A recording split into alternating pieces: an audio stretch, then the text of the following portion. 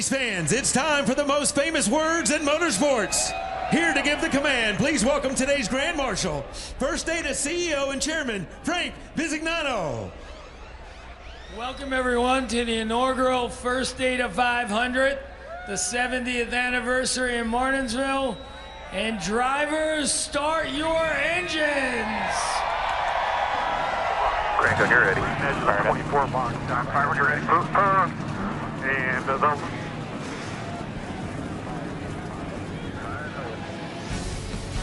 Well, it's beginning to warm up for the drivers at least, and things are about to get intense on the track. 500 laps, 263 miles, and the two stages to start off with will be 130 laps each. Remember, a competition caution at lap 45. That pit road speed is going to be very tough to maintain. 30 miles per hour is so slow. We're going to have to keep an eye on that all day. See who makes a mistake on pit road by speeding.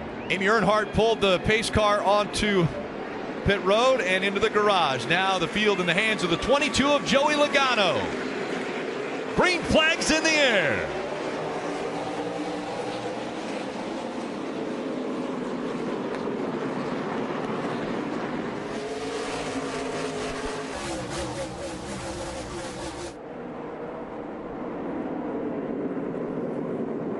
Martin Truex Jr. up the racetrack. The 24 is going to take advantage of it, tries to get into the inside. How about Ryan Blaney with a nice move to get into second? Still hung out on the outside, the 11 of Denny Hamlin, trying to find a way in, the fastest way around the track, right along the curbing. The cars drive awful right now. They're very low heat in the tires, low air pressure. At Martinsville, it's hard to get going. This first 3 or 4 laps after a start or a restart is very difficult. Logano, Blaney, Martin Truex Jr., Chase Elliott, and Clint Bowyer currently the top 5 as Denny Hamlin finally is able to slide in right behind the 14 of Bowyer. And you instantly see why we talk patience here, riding on board with the 4 of Kevin Harvick. You know, he's not running the laps as fast as he can run with traffic. It's all about patience. You can only get in the gas as hard as the car in front of you. So as he follows his teammate Kurt Busch, a little bit of patience right here back to the gas, trying to turn underneath him and complete a pass. Obviously, Eric Almirola is stuck on the outside.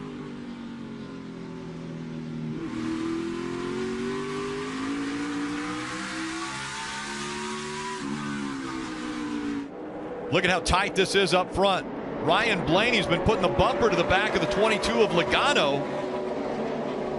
We'll see how long the patience lasts with the 21.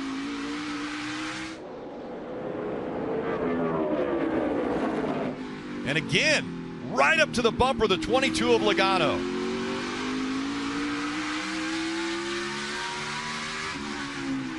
There, the 78 look to the inside of Blaney. You can see why it's so difficult to pass here. It looks like the 21 of Blaney may be a little quicker than Joey Logano. Watch him roll the middle of the corner. Actually gains on him, but that doesn't help him because the 22 slows the 21 down in the middle of the corner, and then he gets away from him on corner exit. So if you can't beat a guy on corner exit, it's almost impossible to pass. And Jeff, an interesting dichotomy here because you have Ryan Blaney, who's in the playoffs, Martin Truex Jr., who's in the playoffs, but Joey Logano, who is not. Remember, they had that win earlier this year at Richmond. They were basically disqualified from the race afterwards because of an infraction that NASCAR found. So they, in essence, do not have a win this year. So a win at Martinsville today to Joey Logano would mean everything. For these guys behind him means it would mean a ticket to Miami to race for a championship. Well, Jeff, you talked about traffic. Traffic and passing isn't just an issue up here for the lead or the second or third place position. How about the 9-time Martinsville winner, Jimmy Johnson, had to go to the back of the field. Well, he's all the way up to just 29th. You would expect at a wider racetrack he would pass 4 or 5 cars, perhaps a lap in the early laps. Not here at Martinsville. He's been kind of boxed in. This is the first lap he's really had any clear track, and now they're at least single file in front of him where he could try to take advantage of it.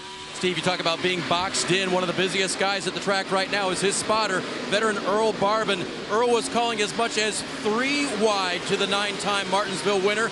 That is sketchy, but fortunately it usually panned out to 1 wide. In this case, clear. Clear, something a driver loves to hear.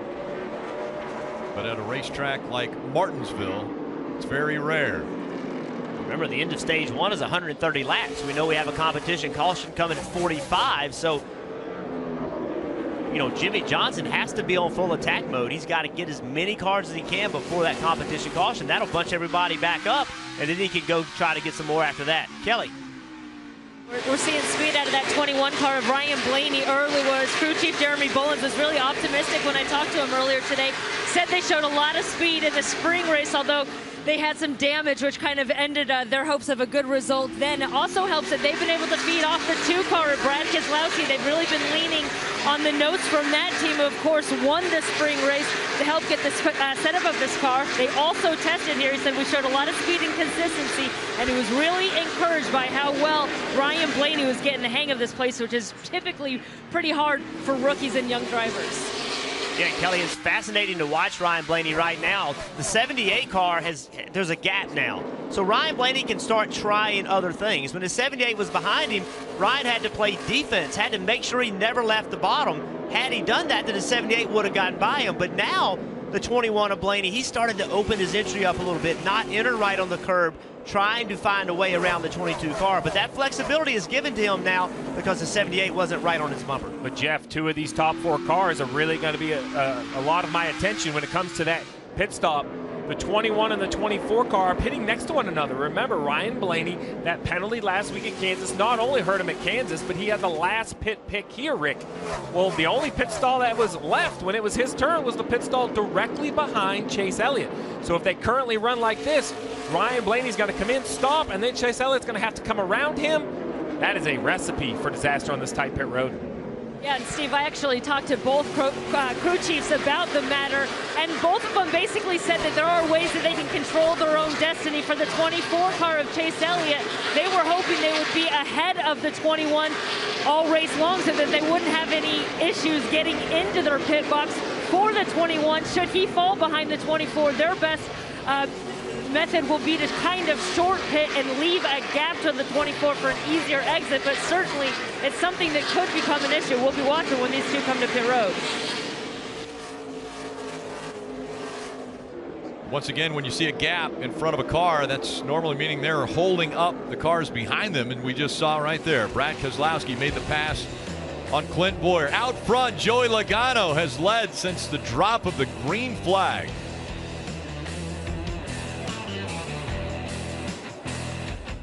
Catch all the action of NASCAR on NBC with the NBC Sports app. You get closer with alternate camera angles, driver stats, and track information. You can get it anytime, anywhere. Still out front, Joey Logano, 26 laps in the books, coming up on 27 here that he will have led. Again, a competition caution coming at lap 45. And now his teammate, Brad Keselowski, is running back in the 4th position. Let's listen in on spotter communication from the 2. Both guys are bottom extreme. Larson tight behind you. Has the shallow diamond to get the good of running the center and off.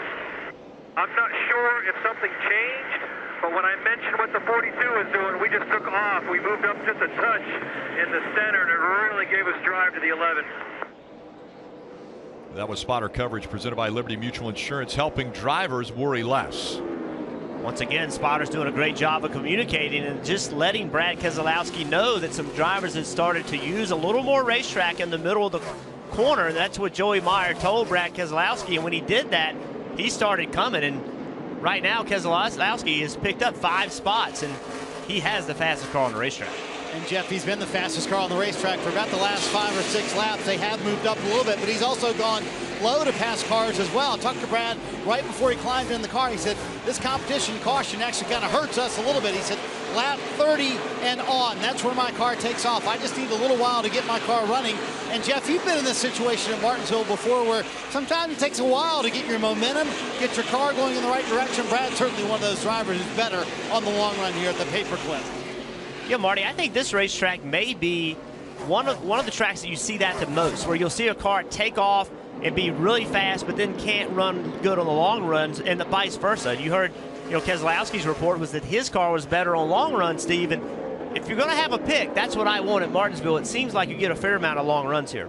Yeah, that's the idea, but how do you take care of your car? How do you make the car better on long runs? I think the 41 of Kurt Busch has the best camera to show how you do that. We're going to take a peek inside this 41 car and look at his and see how his feet work. The left side's working the brake right here, and you see it has a lot more finesse than you think, Rick. He's just not stomping on the brake pedal. He kind of gives it a nice hard shot into the corner right here. But now look how softly he kind of comes off the brake. And then the right side of this is his throttle. And everyone has to run a throttle stop, which actually stops the pedal from over traveling.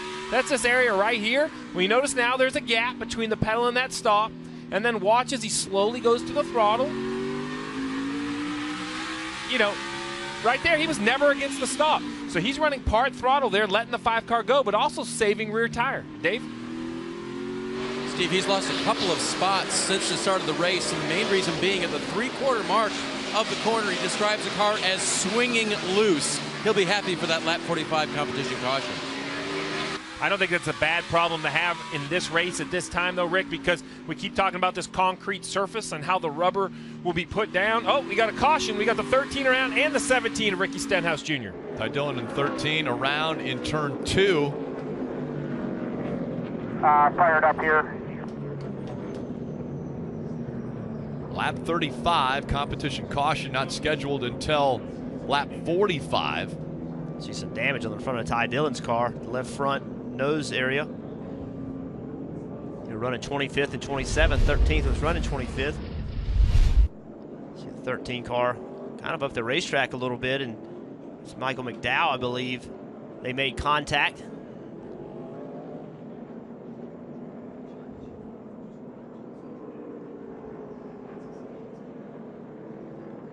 And that's how it works. You stack up. The 17 really had nothing to do with the original spin, but as they all check up, his car comes around. NASCAR is letting us know that this will be the competition caution. So that's a little bit unfortunate, I believe, for the 48 team of Jimmie Johnson if they wanted to try maybe a little bit of a strategy move. Yeah, if this wasn't the yellow, I think you could have came and took some tires now, maybe stayed out underneath the competition yellow. Why you can't take fuel, or couldn't have, if this wasn't the competition yellow, you can run 130 laps. So you know you're going to get an end at stage 1, but now that we know what it is, it'll be interesting to see it. Only 35 laps. I expect to see most cars on pit road.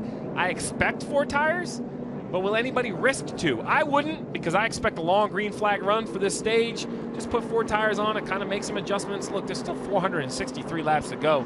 I don't think there's any reason to start gambling yet to try to get any track position. Yeah, I think the only reason you would be trying to get stage points. 130 laps to the, till you have stage. This lap 130 is into stage 1, so that would be the only reason. Still 93 laps to go till you get there, though. Kelly. So we'll see that 21 and 24 pit next to each other. The message to Ryan Blaney in the 21 was to pit short because he'll have the 24 coming around. Ryan Blaney said that it was loose in the center, was getting tire air pressure adjustment for the 21. 24 of Chase Elliott, he said car was not bad. It was pretty good early, a little free off the turn later in the run. 4 tires and an air pressure adjustment, Marty. Brad Keselowski had gained a handful of spots. He comes in running 3rd. Kelly Paul Wolf said, you want any adjustments on the car? He said, I wouldn't touch it, leave it alone. So no changes here on the 2. Meanwhile, his teammate a little further forward, Joey Logano, led every lap so far in this race. He said his car was building tighter. He was adjusting the brake to go along with that. Logano wins the race off pit road. Brad Keselowski picks up the spot as well. And we look at that race off pit road brought to you by Kroger Click List. Take a look at Kyle Busch. 5 spots he made up on pit road. You're watching the NASCAR Monster Energy Cup Series First Data 500 from Martinsville Speedway. NASCAR Drive is NASCAR.com's live race day companion. It's now available on your mobile device. Never miss a lap with NASCAR Drive. Visit NASCAR.com/drive for your PC, tablet, or mobile device.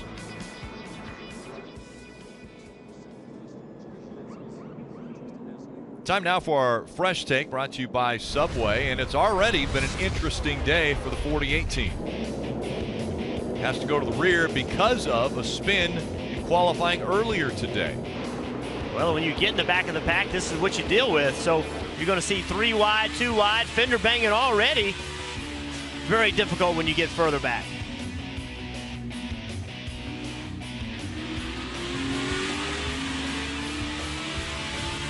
Saw he was just in front of the 95 of Michael McDowell there, who was involved in that first accident, first caution that came out.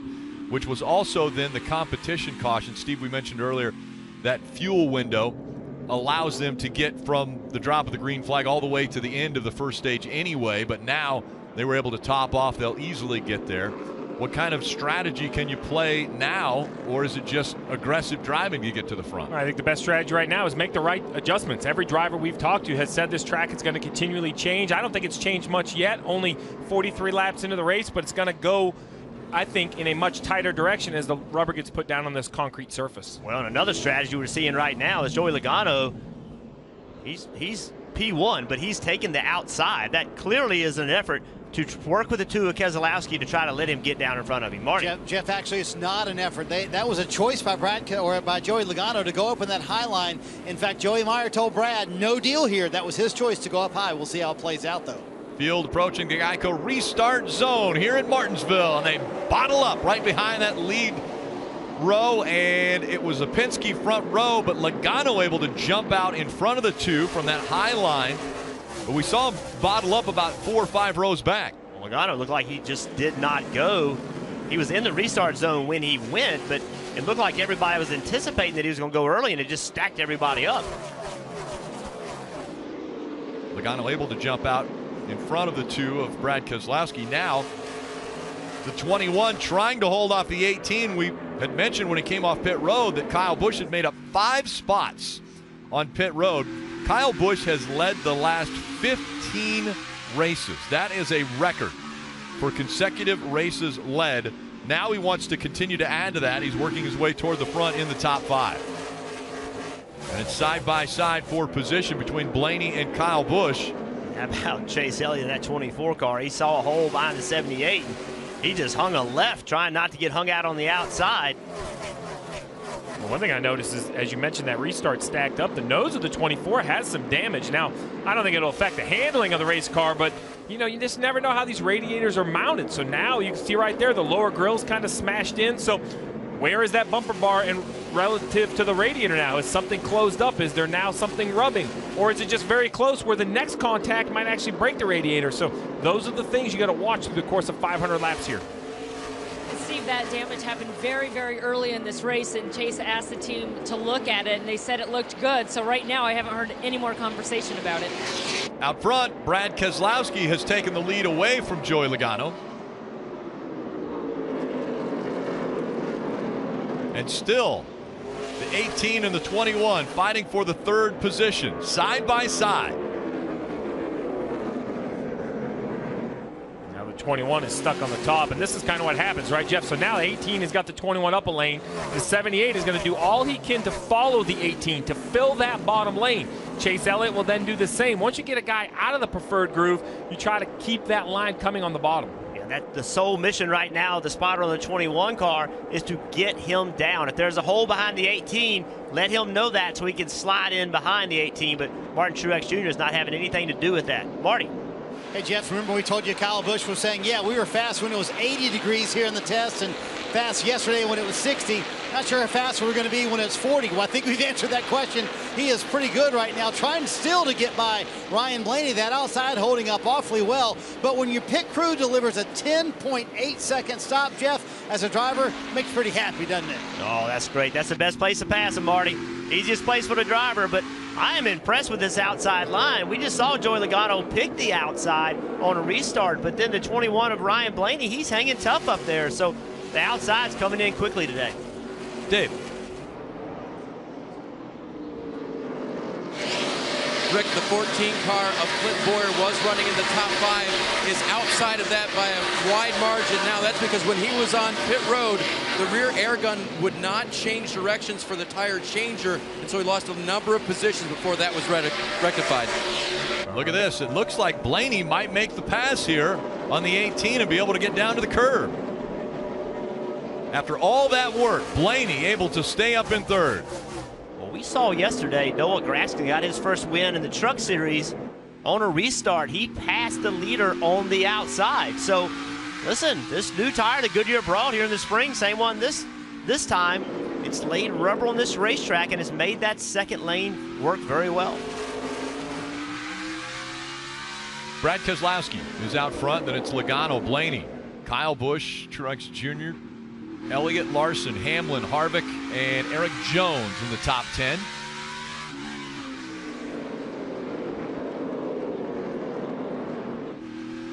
We talked about that 24. It looked like he had a little nose damage. Jeff, I thought it happened on the restart. Joey Logano was controlling the race on the outside of the front row, and as he rolled in the restart zone, it just seemed like everybody expected him to go. So right here you see 37 miles an hour. He stays pretty consistent here. I think a mile an hour or two is acceptable if he changes. But if you watch, there's no change. If anything, he just accelerates. So the 22 of Joey Logano did not slow the field down, didn't brake check, didn't play any games. That's everyone else just trying to guess. And they're trying to push him into the restart zone. Joey Logano wisely said, no, no, no. I get to start this race, and I'm going to start where I want. And he chose a little bit later in the zone. But his teammate has been able to get by him, so Keselowski is out front. Now the two have separated themselves. Keselowski and Logano are currently a second and a half in front of Ryan Blaney. Now again, Kyle Busch and Ryan Blaney had a pretty good battle going on for that third spot, but a 1.4 second gap separating Logano and Ryan Blaney right now. And this is really the time in the race where you're starting to learn more about your race car. The race started, you were on the same tires that you qualified on. Now you have sticker tires for the first time. So now you're really starting to learn, give your crew chief that information, exactly what my car is doing right now, but you're going to have to keep up with the racetrack. We just saw and talked about the rubber getting on the racetrack. That's going to change the way these cars drive. Well, and you saw on the left side of your screen, you got out of the helmet cam of Dale Earnhardt Jr., you see his teammate Jimmie Johnson just in front of him. Jimmy just made that pass up to 18th after starting in the back. You mentioned about the track changing and adjustments. I think that's what makes Jimmie Johnson and Chad Canal so good here with 9 wins, is that Jimmy, even though he has dominated in the win column, doesn't lead the majority of the race. They just always seem to be making the right decisions, Rick, on chassis setup, as now we have the 38 backwards in turn 4. David Reagan is around and going the wrong direction right now. He's just trying to get it turned back around. He's going to back up onto the curb. And with this quick yellow, Rick, I think the leaders are going to have to start really making decision on tires. They have 8 sets of tires in the pits. They've all used a set, so all the leaders have 7 sets left. This was a good shot at what happened to 38. He's kind of sideways coming into the picture. Yeah, you see the 17 way up the racetrack. Wonder if the 38 of Reagan was trying to make a move on corner entry, and 17 saw it, felt it, stayed up the racetrack. David ended up getting spun out. Well, before the race, we heard Brad Keselowski have this conversation about the cycle. When I cycle to the back, well, this is what we're going to talk about. I don't expect the leaders to pit, but somebody's going to. In the middle of the pack, they're going to come get tires, hoping that perhaps there's another yellow in 20 or 30 laps, and then they might stay out. So these are the decisions, which you have no idea, Jeff, which side of the cycle you want to be on, but you kind of have to pick. And these early yellows, you're going to have to decide which strategy you're going to go to. Ricky Stenhouse Jr. in the 17 is going to get the free pass to get back onto the lead lap after being involved in the first accident of the day. Stenhouse Jr. running 36th right now, so that means that there are only going to be 4 cars that aren't on the lead lap. Well, think about this for Keselowski, Blaney, Busch, Truex, top 5. You know, they're all racing for a championship. And can you afford to pit right now with only 67 laps to go before the end of stage 1? I would think you couldn't. No, I think they're going to commit to this set of tires. You see all the leaders stay on the racetrack, but someone's going to come to pit road farther back into the pack. The question is who? Who would be the first driver to try to make a move?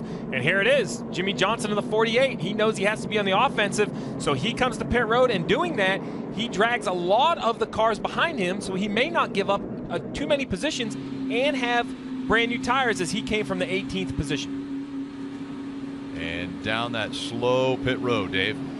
Most of the drivers knew they could make it to the end on fuel, as Jimmy had pitted as well last time, but they'll come down, make further adjustments, fresh tires for Jimmie Johnson on this one. Just made a little bit of an air pressure adjustment on that first stop. The car was a little bit snug on the throttle, but it did turn, and it was kind of a complex issue there for Jimmy, but they believe they've had it closer on this quick run.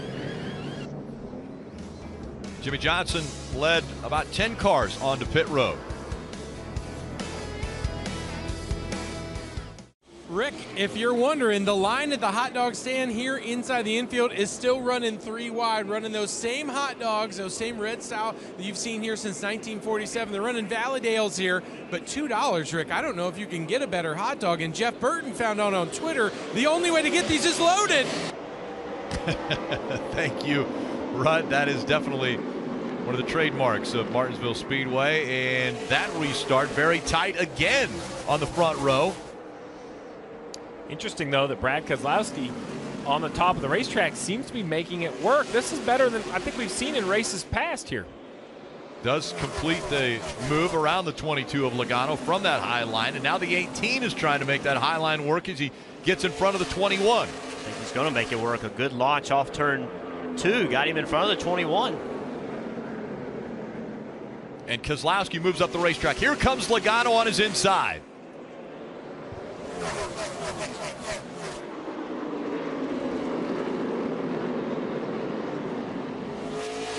Elliott outside of Ryan Blaney. The outside line has worked a few times on restarts. Not only for those at the front in row 1 on the restart, or for those a couple rows back. They've been able to, we saw it out of Ryan Blaney as he worked so diligently to get around the 18. See just a little bit of contact with the 78 to 21. It's no damage done to the cars, but you get worried about the sidewall of these tires. They cut when you run into each other. We've seen so many times tires go down because of that. But how about the 21? He was on the bottom battling Chase Elliott, had what you thought was a preferred line. Chase Elliott got a good run, slowed the 21 down, then the 78 took advantage of it. So this outside lane is working today. Blaney is able to stay in front of the 78. So Martin Truex Jr. tucks in behind him, and that is in the 6th spot. Right now, you see that right there? You see Blaney with his right hand, he turned those switches on. I'm sure that's brake fans. You run for a few laps with no brake fans on, you get the brake temp up, crew chief spotter says brake fans, you reach over, you get those brake fans on, but the spotter or the crew chief who's ever given that signal really doesn't want to talk when you're in the heat of the battle. So sometimes they'll wait a lap or two and tell you to get those fans turned on when you have clean racetrack. Up front, a very tight battle continuing between Keselowski and Logano. Logano all over the back bumper of Brad Keselowski. And remember, Keselowski in the playoffs, Logano not in the playoffs. And right now, top 7 positions, 6 are playoff contenders. Want to listen into spotter communication from the 2. Just for your bank here, Blaney was able to get by the 18. He stayed side by side for those 10 laps and was able to get around him using that high line. He's up on the high line now. That was spotter coverage presented by Liberty Mutual Insurance, helping drivers worry less. Or is it surprising to you, Jeff, to see these guys almost give the guy behind them that inside line? Well, see, Joey Logano, he gave a little bit of a shove to the 2 cars. His teammate, listen, Joey Logano's not in the playoffs. He doesn't care. He's here to win this race. And yes, I am surprised that the outside has come in this quick. Side-by-side battle for the lead. How about the fact that 2 Fords running up front? It's been 29 races, only 1 win in those 29 races that Ford has been able to find victory lane. Marty? And Joey Meyer told Brad Keselowski, listen, you're running side by side there. The 18's only a couple car lengths back. Make sure you fill that gap, so you let the 22 go. But Jeff, I'm wondering, from your vantage point, are you surprised these Team Penske cars are racing each other pretty hard here? There's been no deals on restarts to let this other guy in and be nice on these restarts. They're running each other pretty hard. In fact, the 22 made contact with the 2 a couple of times, battling for the lead. Marty, I think a huge factor in that is that Joey Logano and this 22 team, this has been an exceptionally disappointing year for them. Remember, they won Richmond, but they didn't pass post-race tech. They had the win taken away from them, so they weren't in the playoffs. They did not make the playoffs. So this is a team that many people thought would win the championship, much less not even think about them not being in the playoffs. So I think that Joey Logano, he's out to prove a point. He is out to show that this team and he still know how to win races. Kelly. Just behind that group, you see Chase Elliott there in the 24. We've been talking about the damage to the nose of that car. Well, it's been a discussion among the team now, too. Chase asking how bad it was. They said it was about the same as the damage that they suffered here in the spring. He also asked how fragile it is. They said, hey, you'll be fine. Alan Gustafson said, don't use the bumper on the restart, but if you need to do it on the turns, you can use it then. They also made some observations about the 21 on that last run. Blaney finally made that top work. He got around the 18 on the top. Yeah, I think he's going to pay for it later, though. Yeah, I'm sure right now it's harder on tires. And obviously the 24 has now gotten around the 21 of Blaney. Chase Elliott pretty happy with the balance of his race car. Tire management, Rick. That's what Chase Elliott's talking about. While the 21 did make the top work, he had to push his rear tires harder than those other cars. And, you know, we wondered how much tires we worth. On the left side of the screen, Jimmie Johnson, he pitted from the 18th position, restarted back in 26th. He's already back up inside the top 18, actually in the 16th position, or excuse me, 17th position. So Jimmie Johnson using those new tires, trying to gain on the leaders. You're right, he is in the 16th spot. As the graphic changes there, he has moved up. He's behind Dale Earnhardt Jr. now, who's running in that 14th spot. He was able to pass Kurt Busch. And more importantly for Jimmie Johnson, when he looks out of his windshield, what does he see? He can easily see the one car, Jamie McMurray. That's 11th place. So he knows he is now within sight of 10th place, of stage points. So that right now is all that's on Jimmie Johnson's mind. How do I get here? He clearly has run this pack down one car at a time, still at 44 laps. You can get into the top 10 caution off turn 2. And A.J. Allmendinger's involved. The 27 of Paul Menard had to check up. A lot of damage, though, to the 47 of Allmendinger as he will come to pit road before it's open. He was running 22nd. 4 tires here, 4 tires. Michael McDowell gets the free pass. 5 tires only, left sides only. See, Allmendinger was up the racetrack, and 10 car of Danica saw that hole and tried to fill it, and they made contact. Now, wise decision by the pit crew to change only left side tires, trying to stay on the lead lap here as the pace car is already on the straightaway right next to them. It's going to be a very close race for AJ. We'll see. He has a much shorter route through the corner here on the inside. He doesn't want to get caught for speeding on pit road, though. We'll see what they have to say with the light. Looks like they're going to give him the green light. You're good, don't speed. You're good, don't speed. So he was able to get out onto the racetrack in front of the pace car. And that seems so silly, Rick, right? But that right there, 2-3 car lengths relative to the pace car all the way back on lap 88, that could put your, car in a good position or a bad position. As we say, all the leaders come to pit road. We'll see. I bet Jimmie Johnson will stay out and become the leader. Kelly? And both the 21 of Ryan Blaney and 24 of Chase Elliott told to basically follow the leader for the 21 of Ryan Blaney. He said, I'm wearing the front tires off it. I wouldn't do that if I could get down to the bottom. So they're going to give him some fresh Goodyear rubber, 4 tires and fuel. And Chase Elliott just ahead of him said, hey, the car does what I want it to after a while. So hopefully it stays that way. Marty? Kelly, going to be interesting. These teams taking tires on right now. We'll have 6 sets left for what it seems like a lot of laps here remaining at Martinsville. For Brad Keselowski, he said his race car was too free. He messed with the track bar, but that didn't seem to help it much. Teammate Joey Logano said he was too free. Entry and on exit for Logano. Kyle Busch once again will gain more spots on pit road. They made adjustments on that 22 car with air pressure. So the 47 goes around with a little help from the 10 of Danica Patrick. Jeff, earlier we saw you in the Toyota Camry on-track car, and we're focusing in on the curb here at Martinsville. Well, this curb is very difficult. You can see right there. I really, believe it or not, I did that on purpose. Sure. Drove up on top of the curb. That curb is so difficult. You think about it on this restart that we're getting ready to have, that bottom car, he wants to be right against it, but if he touches that curb, it completely upsets the way the car drives. Jimmie Johnson has chosen the outside line for the restart. Kasey Kahne on the inside of row 1. Kyle Busch beat all those off pit road that pitted. He started out in 9th, has the freshest tires. We'll see how he does if he makes up some ground quickly. More than likely, he'll make up quite a bit of ground on the 5 of Kasey Kahne. He hasn't been to pit road since lap 38. That competition caution, the first caution that came out. Oldest tires on the track. Mission patience. And Kyle Busch right now knows he has the best tires, but you can't just drive through people. You've got to let your tires come up. You've got to wait to take advantage of it. You can see a lot of cars piling up into each other. The accordion effect. Everyone trying to grab real estate.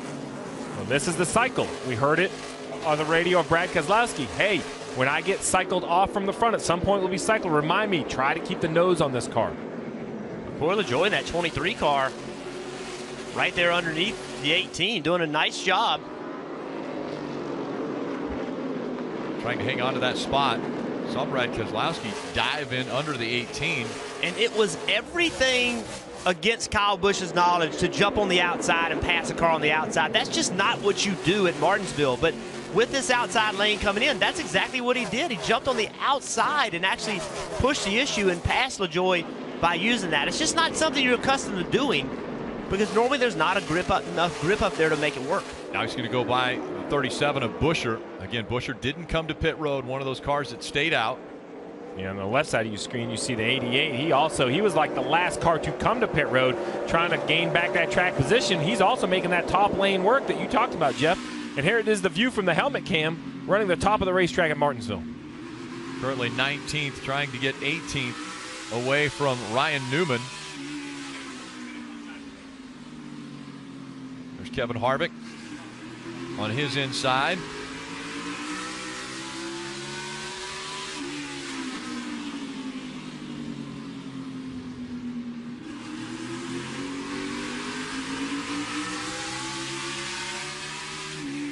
I mean, typically you would think that, you know, what Dale Jr. is hoping for is to try to clear the 4 of Kevin Harvick and then turn left and get in front of him to get in that bottom lane. But look at the speed Dale Earnhardt Jr. carries into the corner.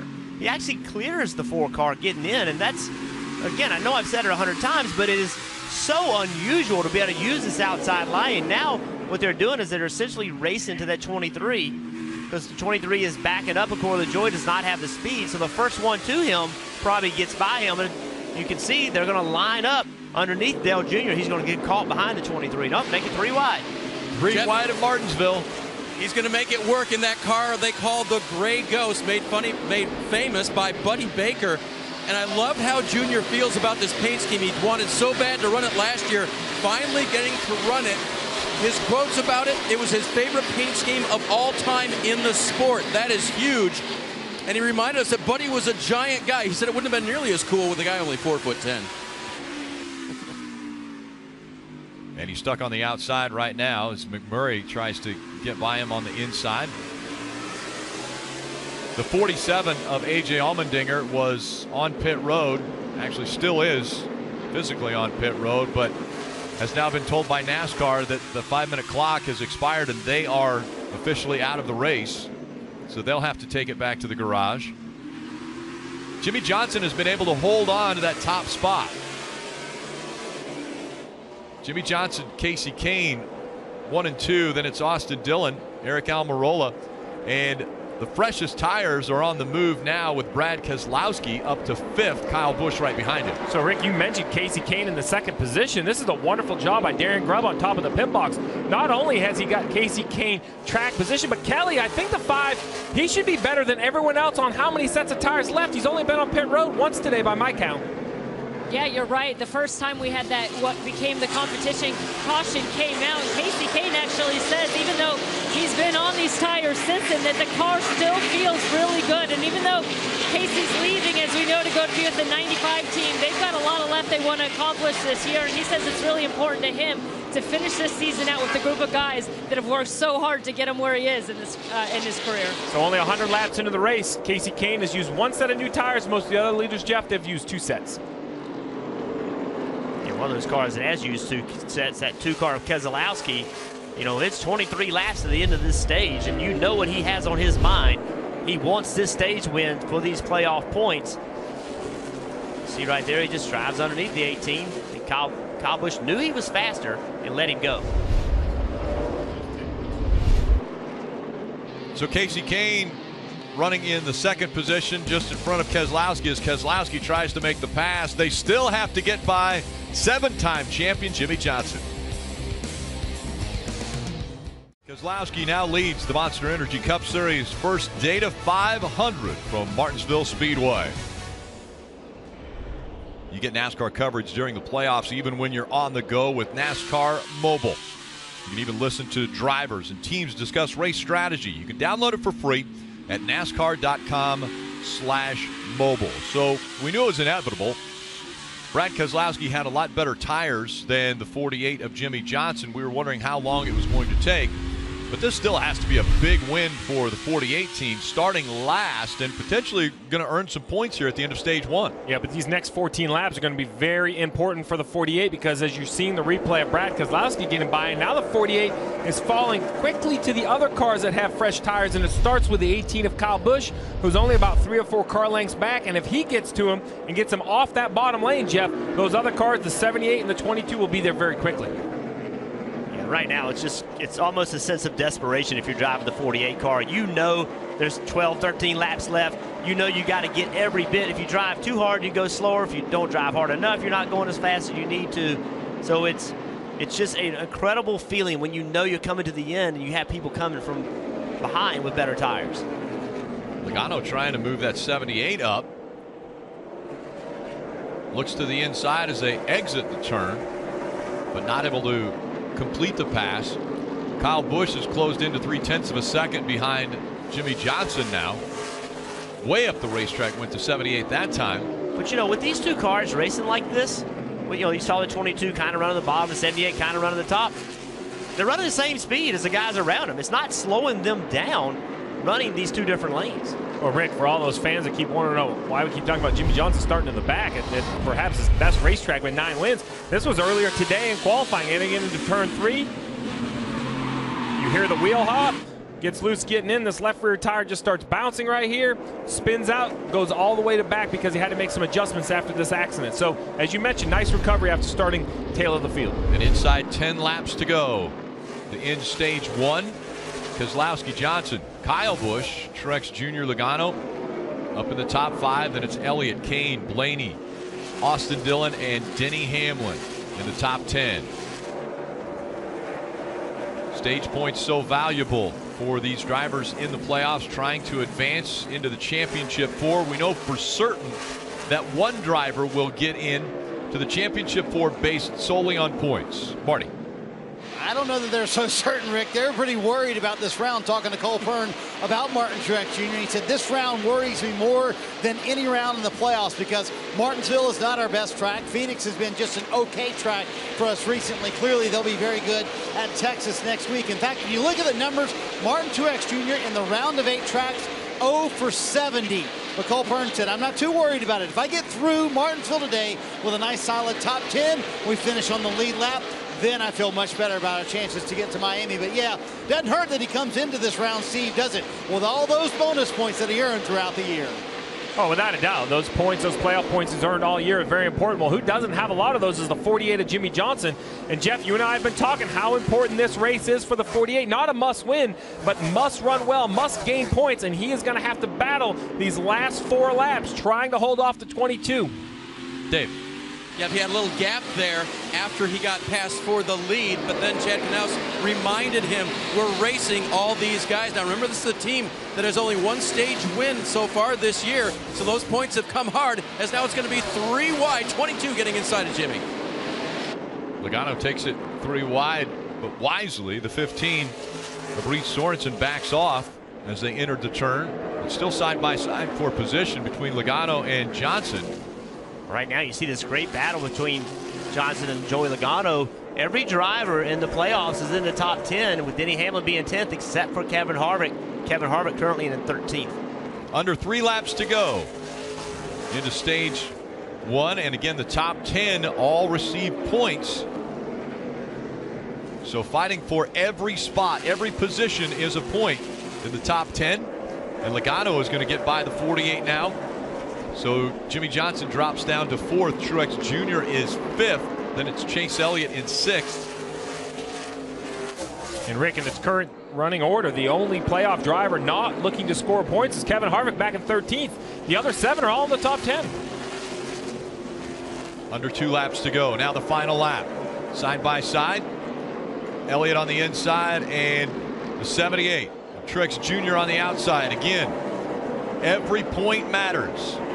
Brad Keselowski, as he comes through 3 and 4, he's going to see the green and white checkered flag. Keselowski will win stage 1. And look at that battle. Truex Jr. edges out to 24 of Chase Elliott.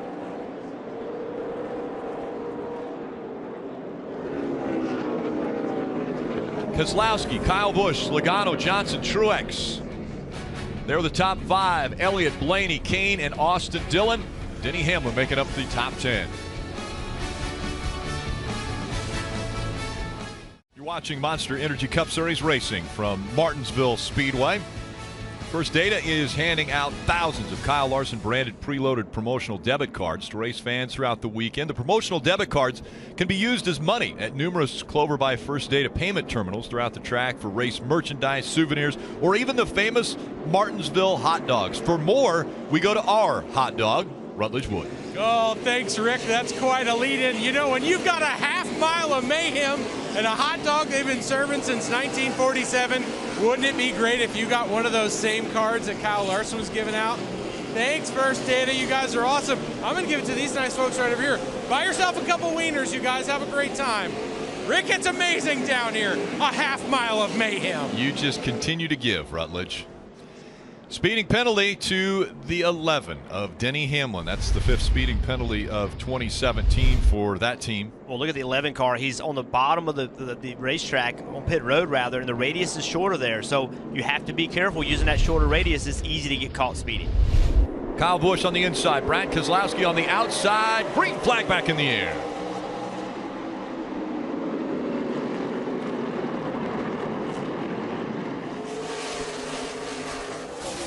Inside work for Kyle Busch. He's able to stay out front. Now we'll see if Logano is going to get by his teammate.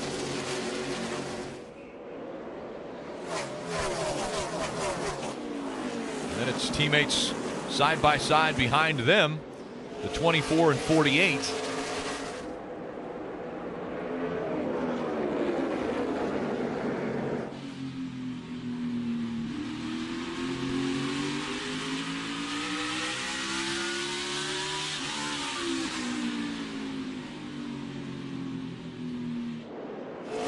Keselowski holding strong on that outside line.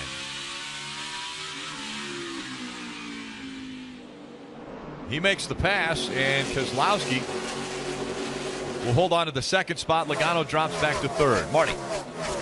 Hey, Rick, usually when we ask Steve if he's doing math in his crew chief mind, it's about fuel mileage. Well, today, it's going to be about sets of tires. Steve, it took 3 sets to run the first stage of this race. We're just now in stage 2 and just beginning that. So there's only 5 sets of tires for all of these teams to use for the rest of this race. Are you getting worried about that as a crew chief? Because that's a lot of laps for 5 sets of tires. Yeah, well, I'm not worried yet, but I've definitely made a note of it. You know, this track normally has a long green flag run in the 200 to 300 lap range, but with that second stage that's going to break that up, or the end of this second stage will break that green flag run up, they have to make sure that they manage how many tires they have left.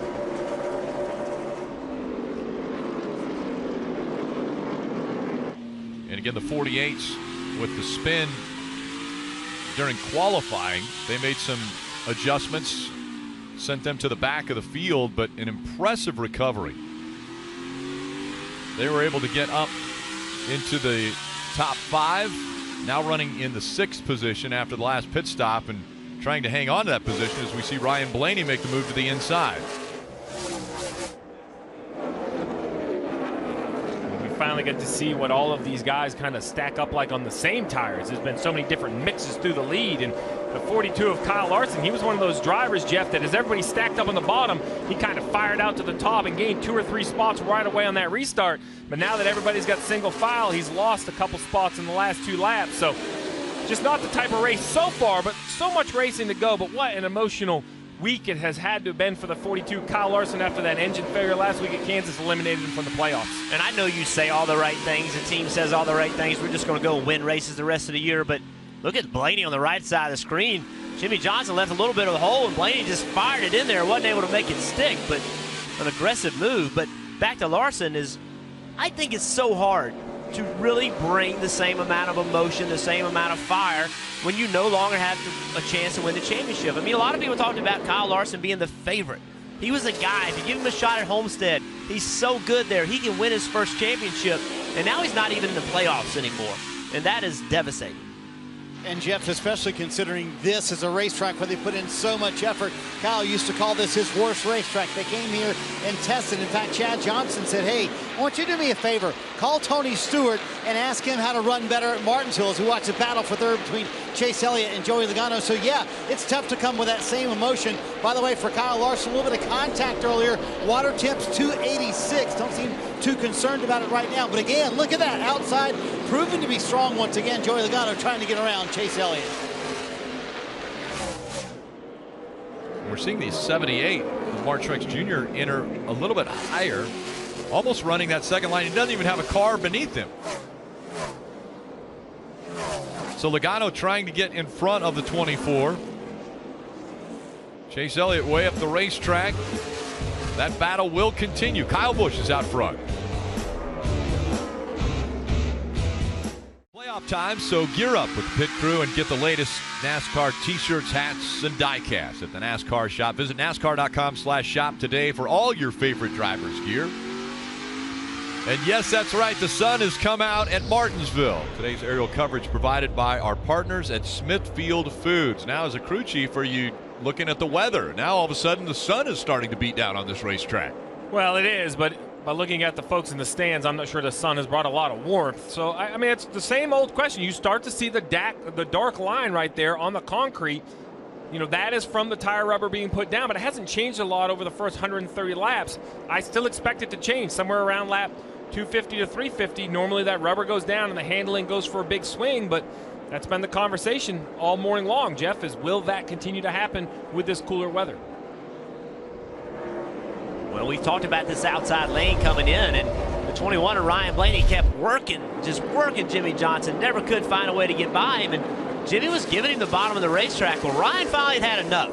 So he just drove in the corner, drove in a little bit deeper than he really should have, and he just ran up the racetrack and ran Jimmie Johnson out of the groove, and that slowed him down. And I think we're going to see more of that, Rick, as this day goes on and the outside groove stays good. There's going to be the temptation just to run the guy out of that outside lane to ultimately make the pass.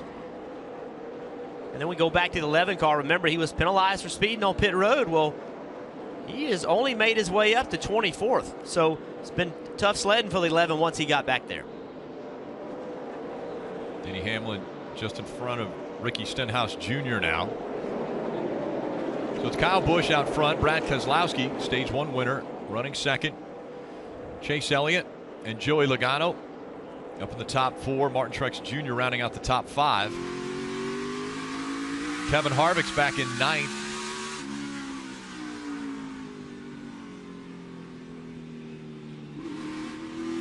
Interesting, Martinsville becoming a 2-groove track.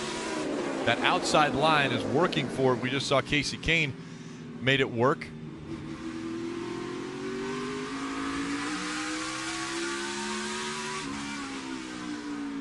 Right now, Logano and Kane mixed in between the other 7 playoff drivers up in the top 9. But as you had mentioned, Jeff, Denny Hamlin back in 24th because of the speeding penalty. So the only playoff driver that's not up inside the top 10 right now. And the one of McMurray on pit road. Saw a bunch of smoke coming off the left rear tire of Jamie McMurray. Well, here's why.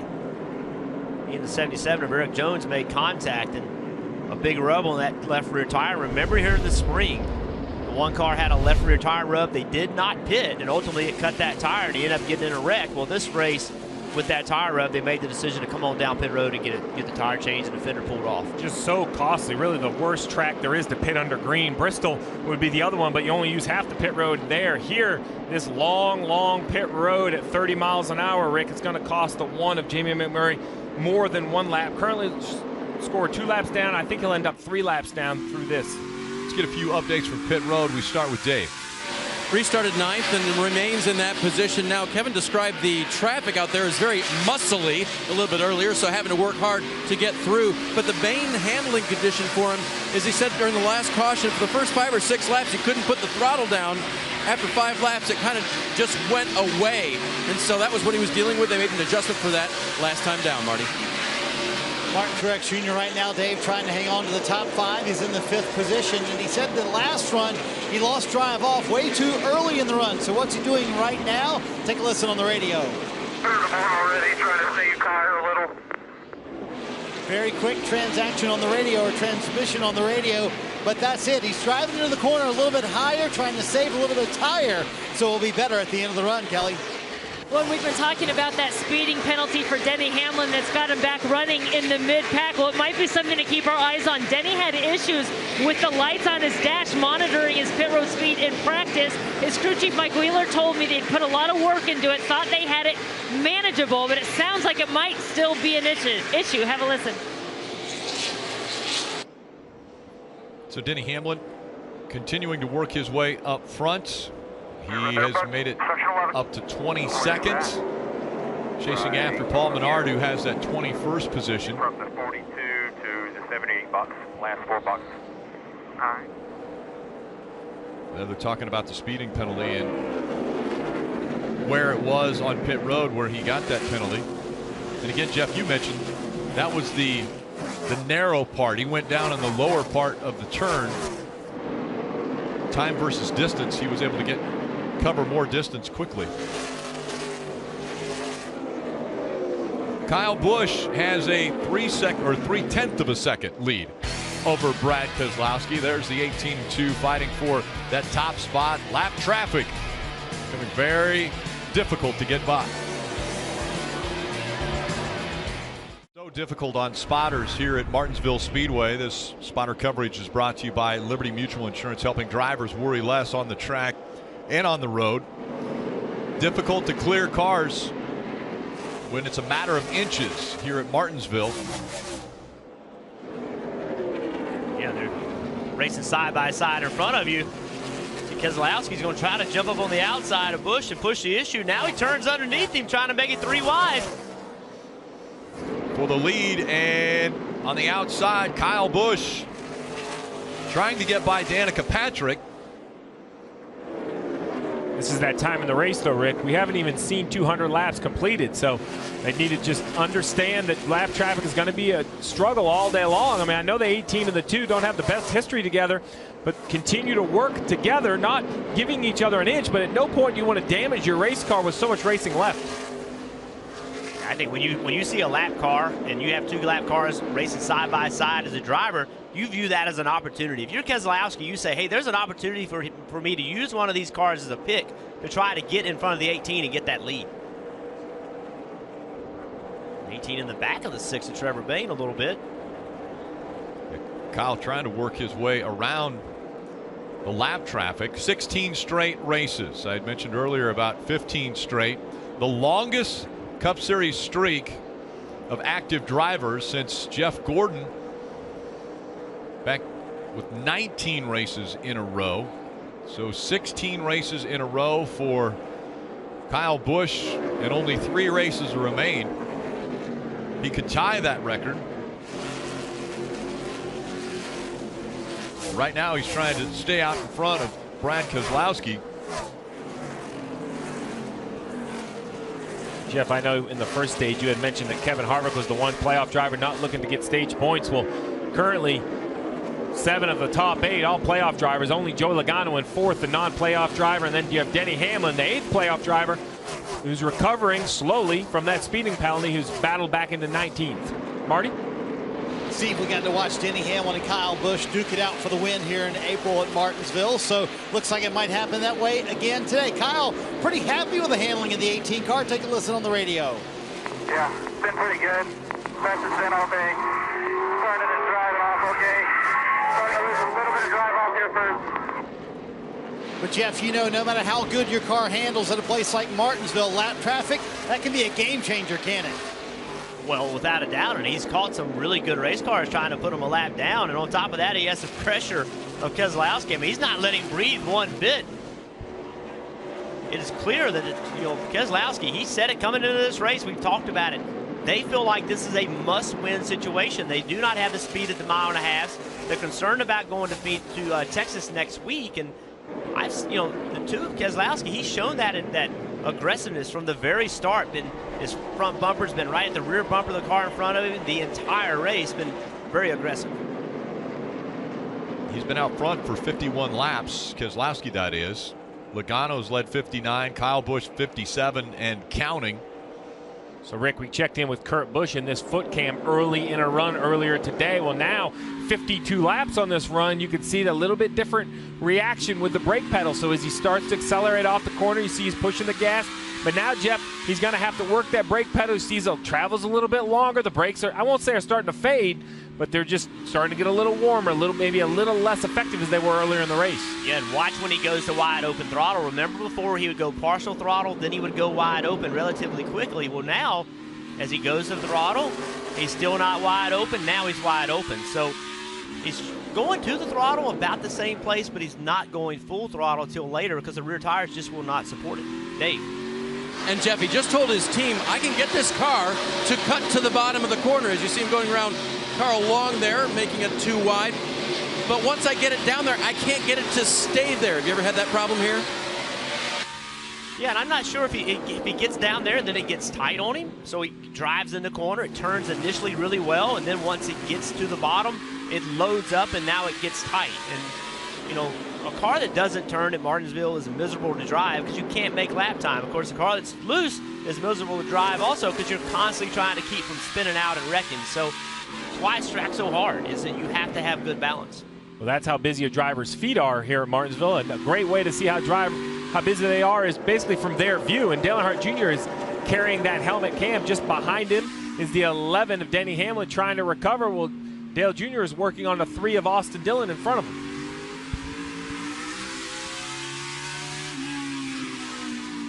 Saw his hand out the window, so that told me that's the 11 car, Denny Hamlin. So clearly he felt like Hamlin was quicker, put his hand out the window, let Denny know, hey, go to the inside. Dale looks very committed to that second lane, Jeff. Entry to middle and then exits on the bottom. Dave.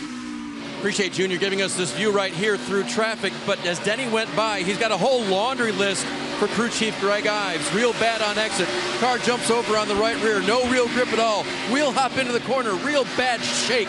That's a lot to try to fix. Oh, I'd say, hey, dude, you started 33rd, you're running 16th. It's okay. Like, I know your car's not perfect. We'll keep working on it, but just stay focused. We need you to get as many spots as you can. We can't work on it until you bring it in here, but you need to give that information. There are still 302 laps of racing to go from Martinsville, so a lot of time on the track. Steve, you mentioned earlier around lap 350 of this race, it changes. I mean, the track's going to change, so they have to keep up with the changing track, even though the handling might not be ideal now, as we see the 2 work to the inside of the 18. Keselowski and Busch, you mentioned it before, not a lot of love lost between the 2 of these drivers, and they're not afraid to put the bumper to either one. Right now, with Kyle Busch out front, Brad Keselowski's trying to do his best to get by without having to make contact. For the most part today, we've had a battle for the lead since the green flag dropped. I mean, these cars are just nose to tail, and it's fun to watch the different ideas about how to get around the racetrack. You can see they're both entering high, trying to use as much racetrack as they can, both trying to turn and leave on the bottom. Rick, you mentioned how cool it was outside. Well, it rained a little bit early today. A little bad luck right here. You don't want to be the guy that has to sit underneath the water blowing off the roof of the pit box on a normal day. Now the whole key is to get this pit box dried up before the next set of pit stops, and in the cold air, that water's not going to want to dry up as normal. Traction in these pit boxes sometimes, Jeff, can be as difficult as it is on the racetrack for the drivers. Oh, yes. Seen a lot of times pit crew members have fallen down trying to get around the car. You mentioned it, Jeff. It has been incredible. The top 2 spots have been contested virtually the whole race already. 203 laps have been run, and there's been a constant battle, it seems like, between 1 and 2. Just a few moments ago, 24 and the 6 get into it. Chase Elliott's stuck on the bottom of the racetrack. He knows the 22's coming on the outside, so Chase is trying to get that 6 up a lane to try to get some room underneath him. And then the 6, I think, just jams the brakes on down the straightaway to prove a point. I mean, I'm trying to go as fast as I can, kind of get off me a little bit here. A little brake check, actually, kind of like see that on the interstate sometimes, Kelly. Yeah, well, and just after that happened, Chase Elliott said, well, there goes the nose again, as crew chief Alan Gustafson telling him to keep an eye on his temps, but they also told him, hey, just get settled in, turn some laps here. We think it'll be okay. Yeah, unfortunately, sometimes we see road rage on interstates as well, and he just can't afford that. Closing in on the halfway point of the Monster Energy Cup Series first data 500 from Martinsville Speedway. 214 laps complete of the 500 laps scheduled. Out front, Kyle Busch now has a little gap between himself and the 2 of Brad Keselowski. Yeah, Kyle's done a nice job to finally get away from the 2. The 2 was on his bumper for it seemed like 20 or 30 laps.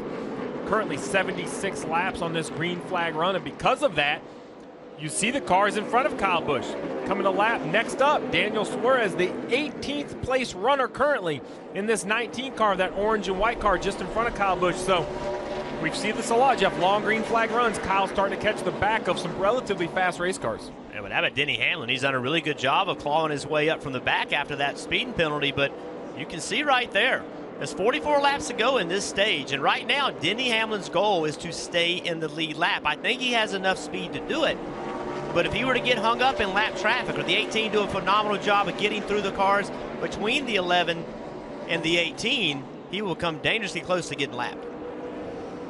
Time now for the Toyota driver update. Kyle Busch out front has led 83 laps and continues to lead those laps. Martin Truex Jr. currently 5th. Marty. Hey, Rick, Kyle Busch very strong, 80 laps into this run right now, and the car just a little bit tight from the center off for Kyle, but that's it. Very little complaints about it. Meanwhile, Brad Keselowski behind him is starting to lose grip from the center of the corner off. So, Steve, 80 laps into a run. I think the track is sort of going through a transition here. Seems like it's taking on more rubber, and you hear more teams talking about being tight now versus being loose early in the race. So how will that change the game now that the racetrack is changing a little bit? Well, Marty, as long as I've been coming to Martinsville, it seems like every Sunday morning when we have a cool day, the conversation is, will the track rubber up? And I can't remember one that hasn't. So I think this is normal Martinsville. The second half of the race, the rubber goes on the racetrack, and the cars handle very differently. So now the question will be, can Kyle Busch and Brad Keselowski, Joey Logano, the top 3 cars, Rick, even though they seem to have the best car so far, will the crew chiefs continue to adjust on? Very hard to do, to adjust on a car that can currently run inside the top 3. And just behind them, a lap down, is 43 of Eric Almirola. We heard that Almirola will not be driving the 43 next year, and it was just announced this last week that it will be Darrell Wallace Jr. that will take over for the 43 team behind the wheel. And so Bubba Wallace will have the full-time Cup Series ride in 2018 with Richard Petty Motorsports. Jeff, we talk about short track racing and just how much they're on the brakes. We're starting to get into that area, close to 100 laps. 83 currently on this set of tires, where the brakes just get so hot they actually melt the bead of the tires. So that's going to be the next concern. Will these cars be able to make this entire stage under green, or will someone have issues before? Dave? Steve, I want to talk to Jeff for a second about the track bar adjuster inside the cockpit. As you see Clint Boyer going by Jimmie Johnson, I believe that's for 9th position. Jeff, when you're moving that adjuster up, when you're moving the track bar up, what are you trying to do? You're trying to make the car turn better, Dave. Raising it up makes it turn better. 55 laps ago, Jimmy had it maxed out, and he's going backwards. Not a good run right now for Jimmy. And it just means they started this run too tight, Dave, and there's not enough adjustment in that track bar to get that thing to turn. But one negative to that track bar getting up, Steve, is that on these long runs, you tend to start to get wheel hop. You still to have trouble getting in the corners, and we saw Jimmie Johnson wheel hop it in qualifying. That track bar high up like that, on old tires, hot brakes, it's easy to wheel hop it. Let's listen into the 48 radio. Stay in it, man. Stage point. Stage point. And right now he's running 10th, which would be 1 point. We know how important even 1 point can be to advance potentially to the championship 4.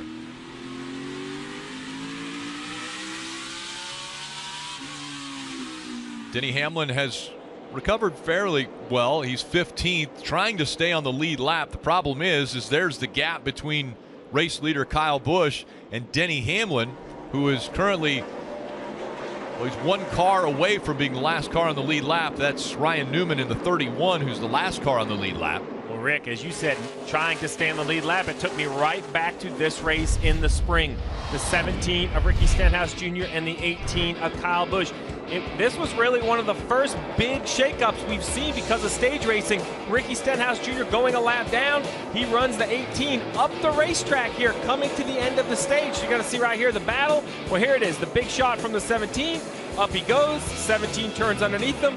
Ends up costing Kyle Busch the stage win. The 24 of Chase Elliott got it. But as Kyle Busch is now, he's lapping the 31 of Ryan Newman.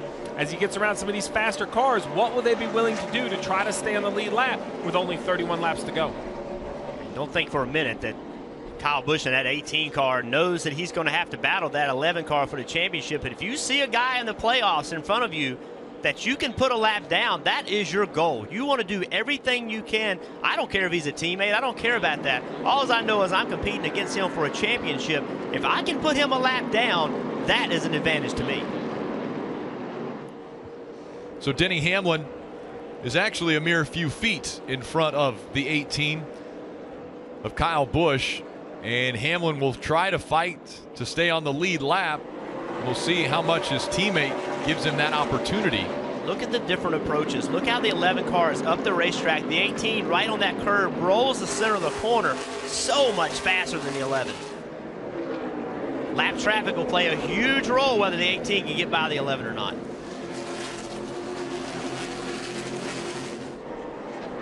And right now, they're in it heavy. Again, the 11 of Denny Hamlin is the last car on the lead lap, and Kyle Busch is trying to put him a lap down.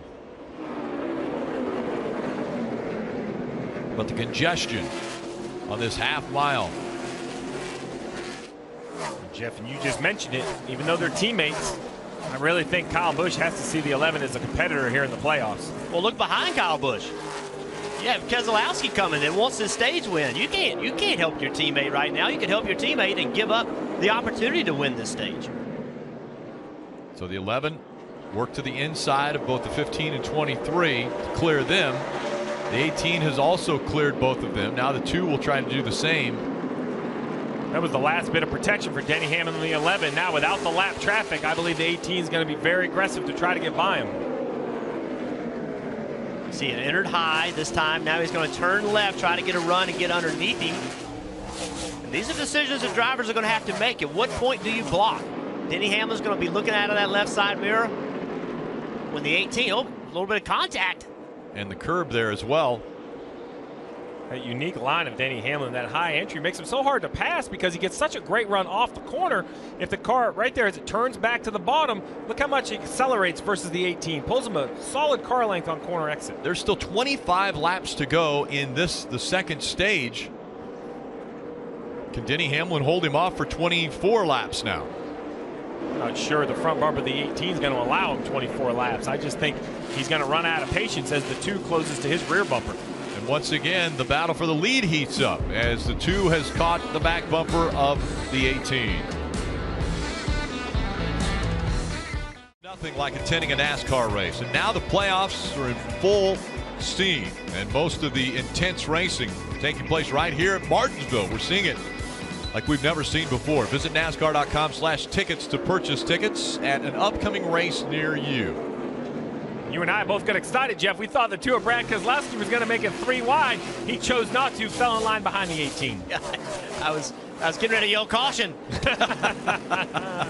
The 18 holding on to the lead. Keselowski, though, has tried the inside line. He's tried the outside line. They're still trying to get by the 11. The 11 trying to stay on the lead lap. Marty.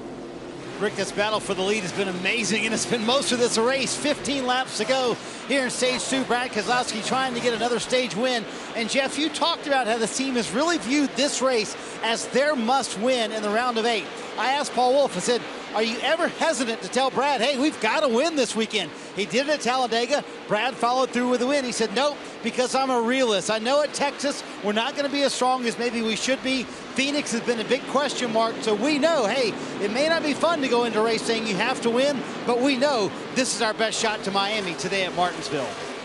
Well, Marty, I think understanding your situation is smart, and to think that the 2 is all of a sudden going to find a lot of speed and go win Texas, I think that's unrealistic. And they might do it, but it would be, I don't want to say remarkable, but I wouldn't think that that's going to happen. So I think coming to this race with the understanding of where you stack up as a team, that's really smart. Well, as we look at these two battle for this stage win, 10 points will go to the stage winner. Now, all season long, we've been talking about these playoff points, Rick. Well, they won't get a playoff point for the simple fact that when we go to the final round, which is one race at Miami, it's 4 drivers, 4 championship. No points, nothing matters. The highest race finisher is going to win the championship. So now it's just back to who can gain the most points in this round simply to advance. Well, now they've caught the 11 is caught the 5 of Casey Kane. Casey Kane's running 12th. Casey Kane is going to put up a fight right here. He needs to stay in the lead lap. So the 11 is a little bit quicker than the 5, but the 11 is going to get slowed up in racing the 5 of Casey Kane. Kelly. Yeah, not a position I think Denny Hamlin expected to be in, just trying to hang on to the lead lap. You said, hey, statistically, this is probably our best shot to get a win, but they don't feel like it's a must-win. They still feel like they can go out and win each and every week, and as Denny put it, hey, this is only 33.3% of the tracks in this round, so it's not any more important than the other 2. That is, of course, unless they win. Here comes the 2, Keselowski working that outside line. Can he get the advantage? Now the 18 goes to the inside. The 11 moves up the racetrack. This is to keep Denny Hamlin off of the lead lap. He can't complete the pass. Hamlin stays on the lead lap, but he moves up a line. We'll see if the 18 of Kyle Busch is able to take that spot away. Almost like the 11 has moved up on purpose, feeling like that he can hold the 18 off if he doesn't give him the top of the racetrack. The key is going to be how you catch lap traffic. We know Casey Kane's in the lead lap, but just ahead of Casey Kane is the 10 of Danica Patrick, the 30, I'm sorry, is the, my TV screen changed, I'm sorry. Just ahead of the 11 car is going to be the issue. Right here, the 5 and the 83. So that 83, side-by-side with Casey Kane, how these cars catch this side-by-side battle will impact who can get by the 11.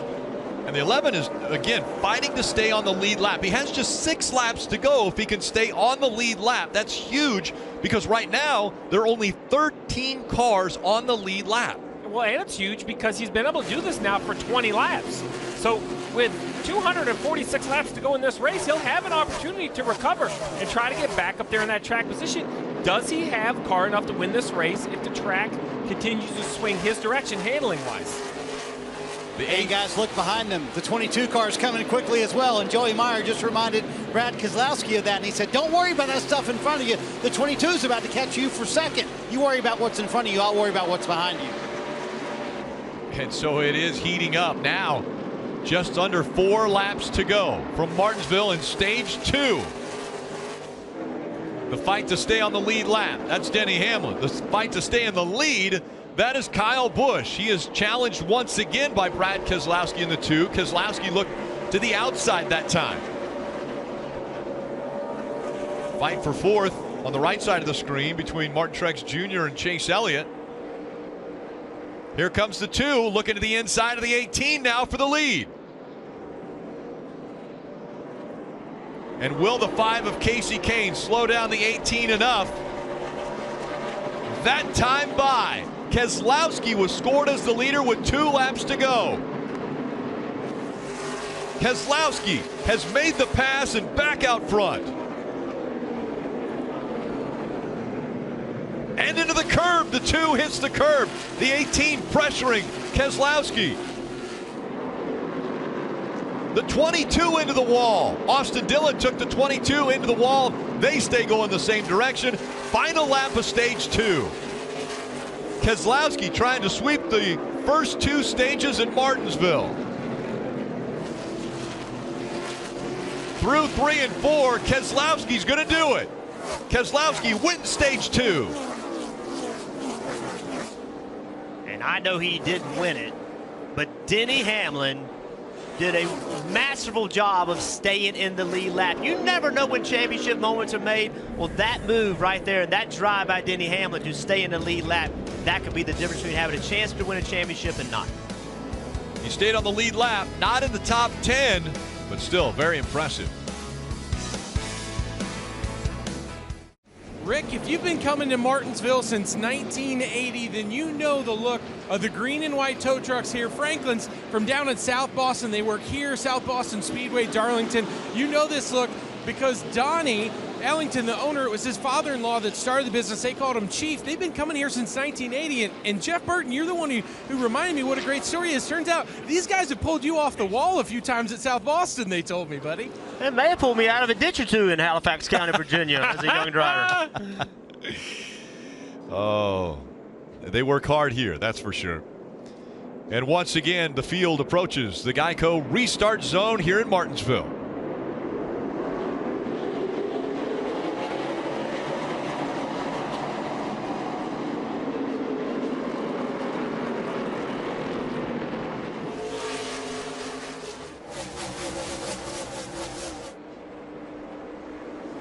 Kyle Busch easily clearing Keselowski, and now here comes Martin Truex Jr. in the 78 working that inside line.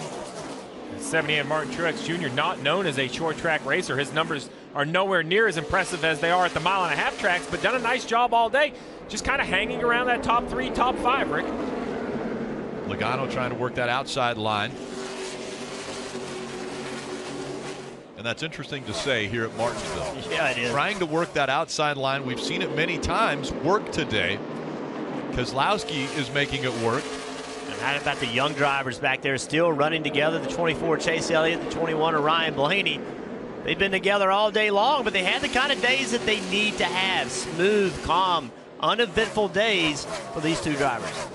Again, into this final stage, 226 laps to go.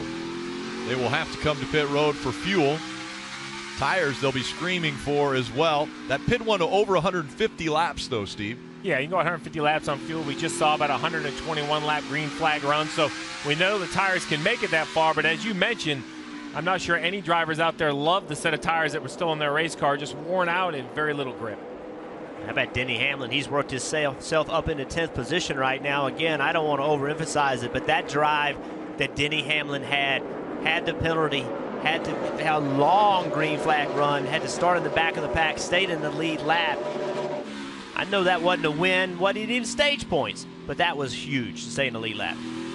We ride along with Kurt Busch, and once again we saw about 3 or 4 rows back, Kurt Busch, he got that accordion effect where it seemed like everybody was trying to go, and then he had to check up. Look, he runs into the back of Clint Bowyer.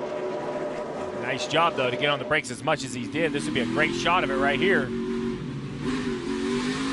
I mean, if he does hit him, it's very light contact. There was an opportunity there for some heavy damage. And this was 2 laps later. There's some more contact, but this time it was with the side of the 48. And you mentioned the 48, you know, running in the 11th position. I thought that Jimmy and Chad worked together very nicely between strategy and driving to get him up there at the end of stage 1. And we talked about the start of stage 2. They were all kind of matched on the same tires, and he just didn't really have much car to race with, now currently outside the top 10. Chase Elliott's able to get by Truex Jr. And so now Chase Elliott up into the top 3 once again. That's where he finished in the spring race here. A very impressive run. A lot of people pointed their finger at the 24, saying this could be the track that he gets his first win. Kelly. And Chase Elliott got a little bit of a pep talk during that last stage break. Take a listen to this. Doing a really good job, Chase. Just work on your discipline a little bit. That dimer works nice when you get to... Yeah, it's hit or miss. Kind of hard for me to do it. That's why I got away from it.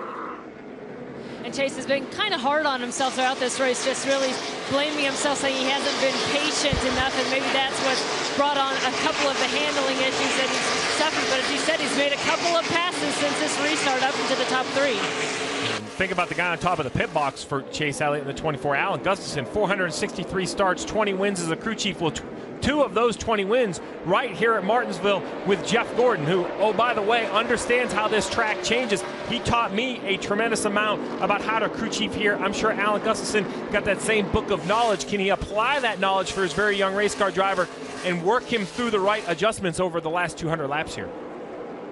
And what we heard from this 24 team this entire week was that we're not very good at Martinsville. We don't run very well there. It's our weakest racetrack. And they ran great here in the spring, but they came in with, for some reason, very low expectations. But this racetrack, to me, is the kind of racetrack that Chase Elliott should be really good on. He races with his brain. He doesn't do silly things. He stays within himself. You have to manage 500 laps here. It's very difficult not to lose your temper, not to get in over your head. And Chase Elliott's that kind of race car driver. As a driver, Jeff, we've passed, obviously, the halfway point. There's only 216 laps to go. As a driver, do you ever get behind the wheel and just think, okay, we have to be close to the end of this race, and then look up and see on the scoreboard, oh, there's still 215 laps to go? Well, I think for a younger driver, I think that's the case. I think once you've got some races under your belt at Martinsville, you know the rhythm. You understand what you're getting into. When you sit in that car, the first thing that's on your brain is, okay, this is a marathon. This thing's going to last a long time. Think about it. How many times you're on the throttle, on the brake? It's just an all-day event, and you learn to just get into that mentality of it's going to take some patience. Well, you mentioned patience. Really, this race has been a test of patience, and the drivers have done a nice job. We've only seen a couple accidents, a lot of give and take over that whole last second stage for the cars to go green. Because listen, it's not that people didn't make contact. We would look out the window and see some cars up the racetrack, but they actually checked up, let the car back in line. It didn't cause a yellow. Marty. Hey, Rick, Kyle Larson has been struggling. He is still back in the 21st position, that 42 car. And they said the car was just so tight that what he was doing inside the car with the track bar wouldn't help him at all. So they finally got the car freed up to the point to now where the track bar is finally starting to help Kyle Larson. So many drivers were saying they were free all afternoon long. Larson's been screaming tight, and the race car finally starting to come his way. But now he's back in 21st, as you can see, not on the lead lap, proving once again Martinsville not his favorite racetrack, but trying to get a little bit better here.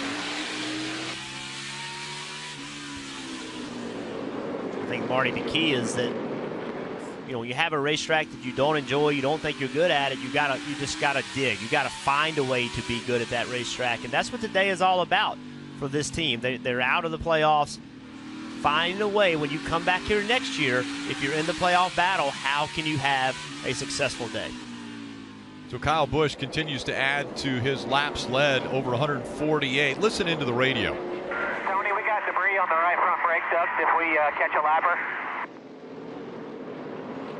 So that's how close the people are looking at these cars. He's got a little bit of paper or maybe some tape that's on that right, and it's gone now. Just as quickly as he got up to the back bumper of the 66, Carl Long, it's gone. And that's good work by the race team, because Jeff, as a driver, I'm not sure you would know until maybe it's too late and you've overheated the brake, damaged the fluid, damaged the rotor. So great job by the crew chief. That sounded like Adam Stevens to me, telling the spotter, hey, let the driver know we need to work on this. So small things over the course of the day. So you see it right there on the right side of the screen. Right here you see there's a piece of debris covering that right front brake duct. And man, Rick, it's like 50% covered. That's a big piece of debris. Rutledge just talked about the hot dog wrappers all day long. Well, one ended up on top on the front nose of the 18 car.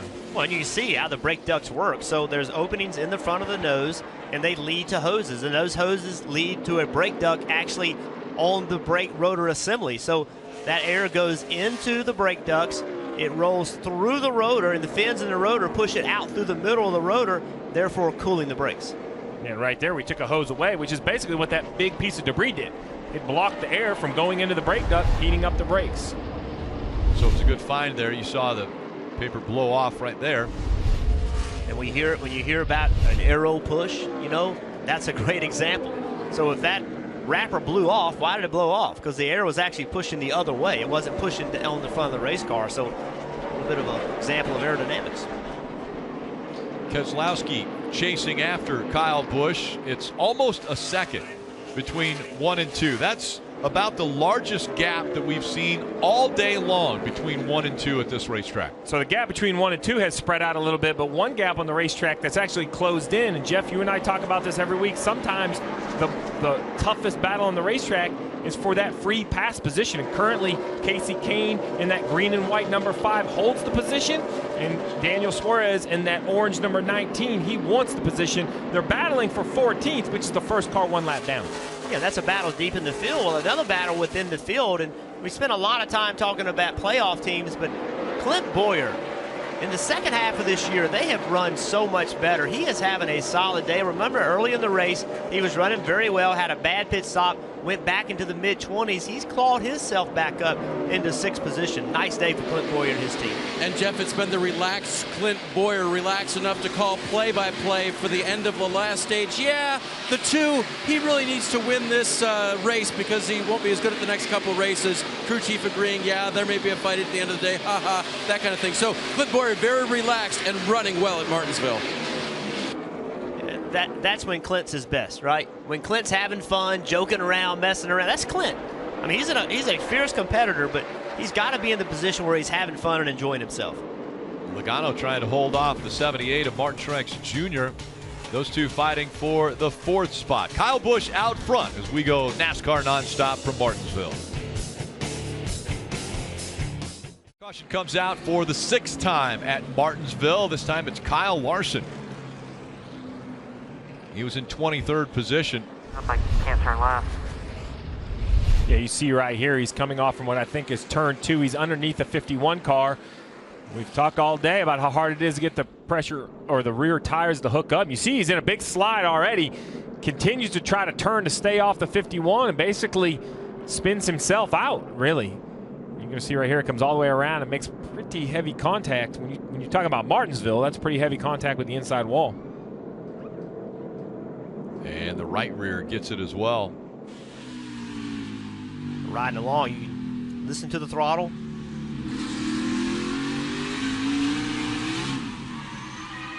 Just trying to throttle up.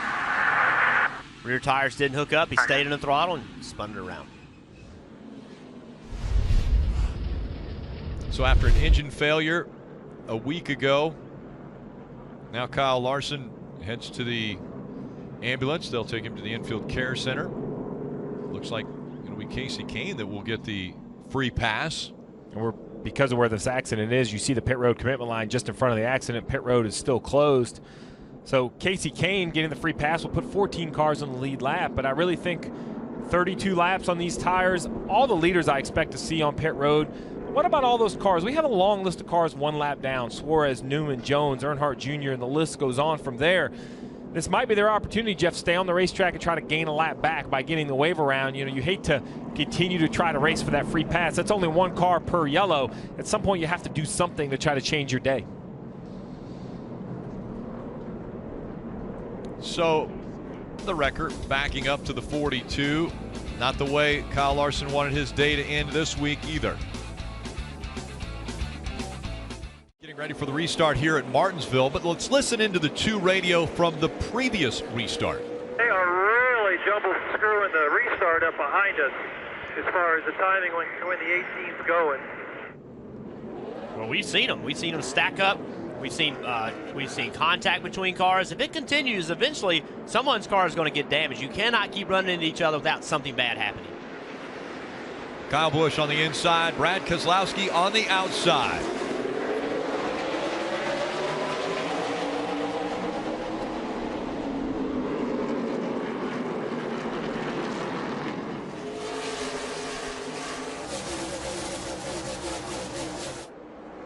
All 8 of the playoff drivers currently in the top 10.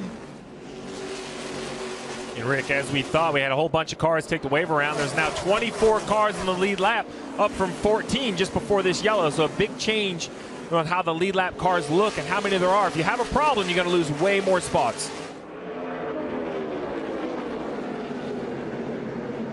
And again, we see the 2 and 22 side by side for position. The 22 has cleared the 2 now. Here comes Chase Elliott in the 24, working on the 2 for that 3rd spot. I almost get the sense that as this race has moved on, on these last few restarts, has the outside been as good? I almost sense that it started to go away a little bit. And you got the 77 getting spun around off from turn 4 in front of everyone. Yeah, it bottles up there in turn 4. Erik Jones sideways. And left rear damage to the 77.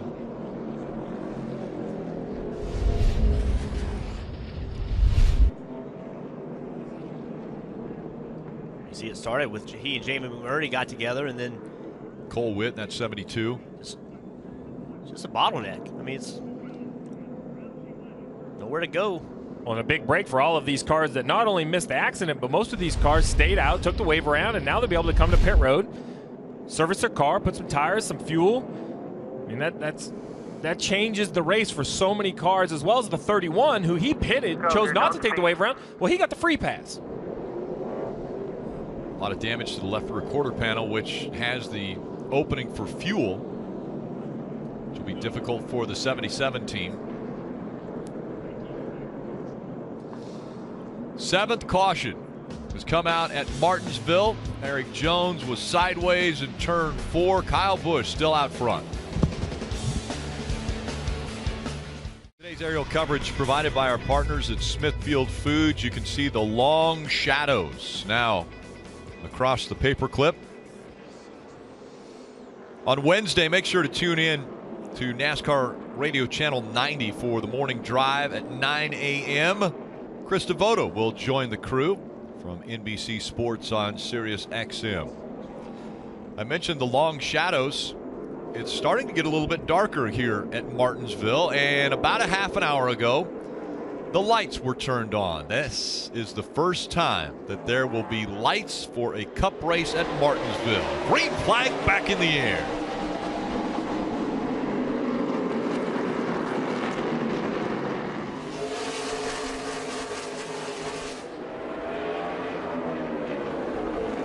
Joey Logano this time fighting on the outside to get by that 18 for the lead, but once again, Kyle Busch is able to clear him.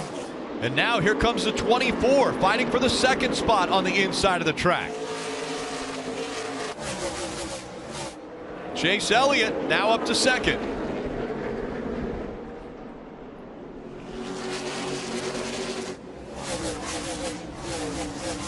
Steve, we mentioned the fuel window. Over 150 laps, but probably under 160 laps. Around there, there's still 177 to go. They're still going to have to come to pit road at least one more time. Yeah, I don't think this is the type of track that you're going to want to start to save fuel. It's going to all be about trying to get your car handling right on the next pit stop, as we see Chase Elliott makes a move to the inside of the 18 for the lead. Looking for the top spot. Chase Elliott even goes up the racetrack a bit. The 18 moves out, trying to make sure there isn't any contact. I'm not sure if he moved out or got moved out, but I think it was the latter. Chase Elliott, he'll lead that lap, and he's in front of the 18. Now all of a sudden that bottom lane is turned into the preferred lane. A little bumping going on now between the 18 and 22. Fighting for that 2nd spot. 12 drivers have gotten their first career win right here, but it hadn't happened since 2001 and Ricky Craven. Chase Elliott is the only playoff driver without a career win. I said the inside lane was the preferred lane, with Joey Logano just past Kyle Busch using that outside. I think Kyle Busch's car has gotten away from him a little bit. He does not look as good as he did the run before. We talked about this, Rick. The track will change. Well, now it's starting to shift. You just said the lights are coming on. The sun, the angle of the sun is changing. The color of the concrete is changing just because of the tires that have been running on it. So now the 18 has fallen back. The 24, who hasn't been a bad car inside the top 5, but now he's moved forward. And Steve, we mentioned a moment ago too, Kyle said on the radio after the end of that last run, I didn't do a good job of keeping up with the racetrack as it changed. So yes, track is changing as Brad Keselowski completes that pass. So as we're winding down here in the final stage of this race, we have 171 to go, Steve. 3 sets of tires for all these leaders. So that's getting a little dicey as well. You're gonna have to manage that as a crew chief. Make sure you manage when you take on those tires, those final 3 sets. Yeah, and that can be very, very easy. If we have a lot of green, 1 or 2 yellows, it can be very, very difficult if we have a rash of yellows. Elliott out front, Logano running second. Keselowski, Kyle Busch, Truex Jr. in the top 5. Then it's Blaney, Harvick, Boyer, Kurt Busch, and Johnson in the top 10. Kenseth is 11th. Denny Hamlin back to 12. Austin Dillon, Casey Kane, and Dale Earnhardt Jr. all in the top 15.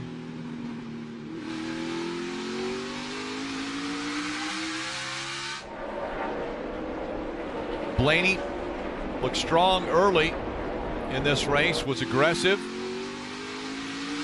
but now running back in the 6th spot.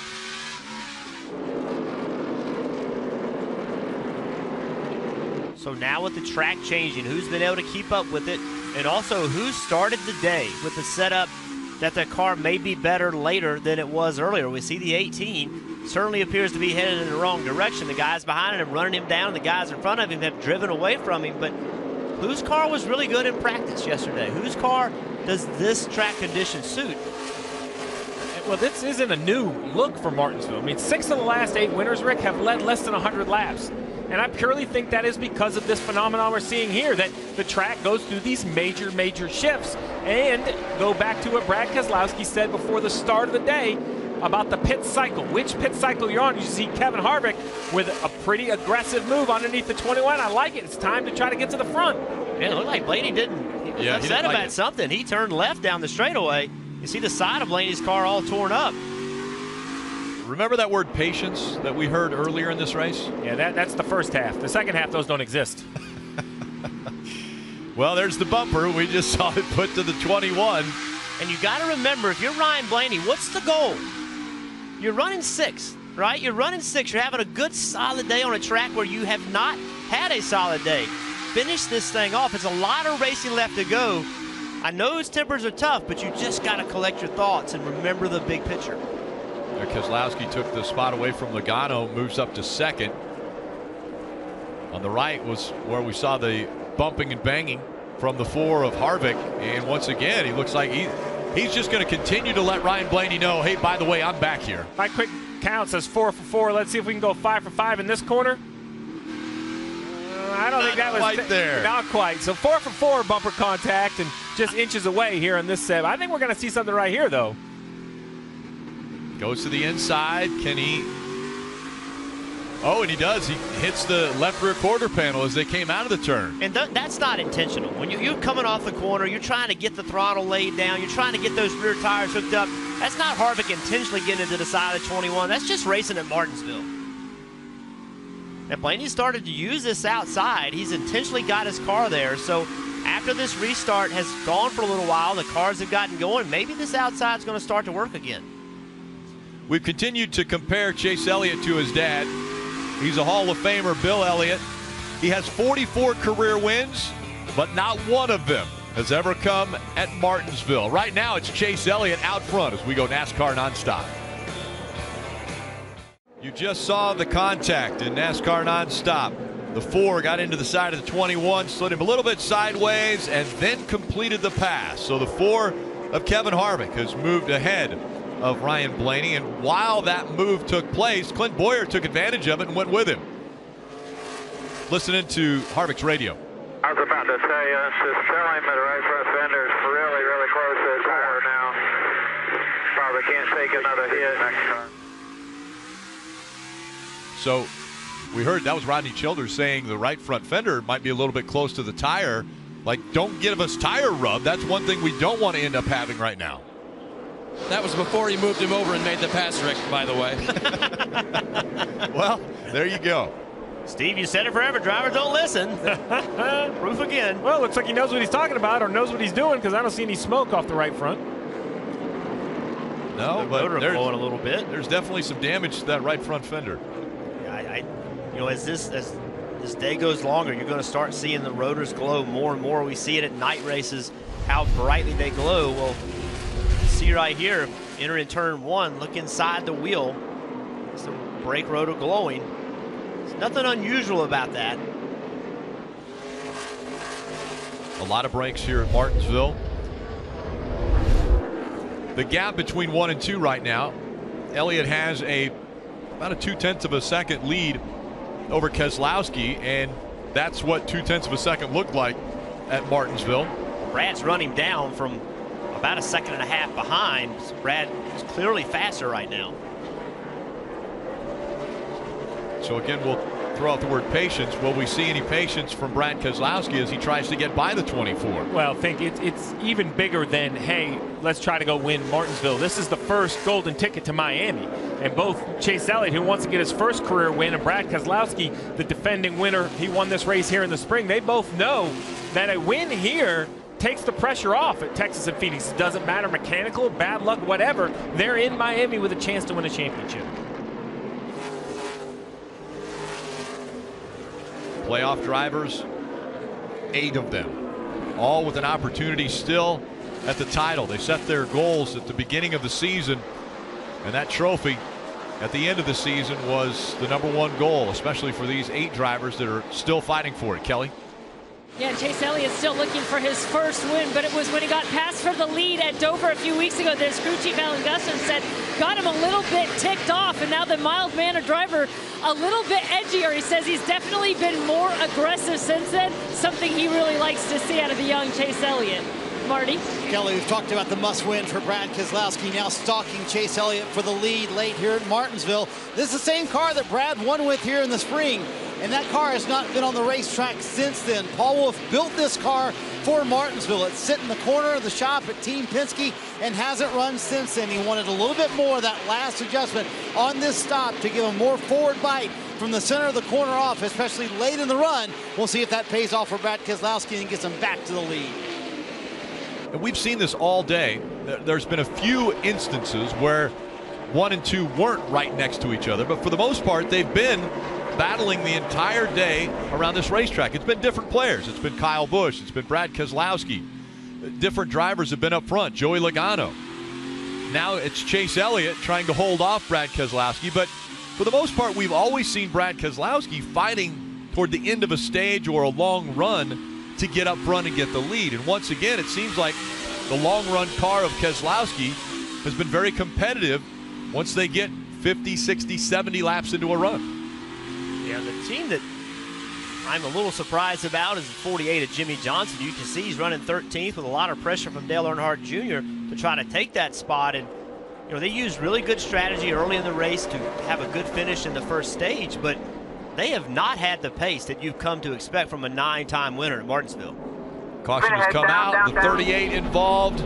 Could be more, as that's in turn 2. Also the 34. So Landon Castle and David Reagan in turn 2 bring out the 8th caution of the day.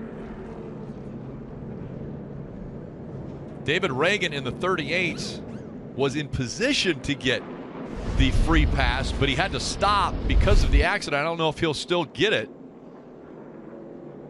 Well, the 13 and 38 got together, and the 34 was the victim of their contact.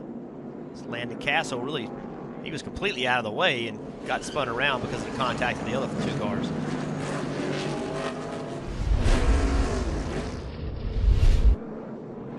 Crew chief back on pit road.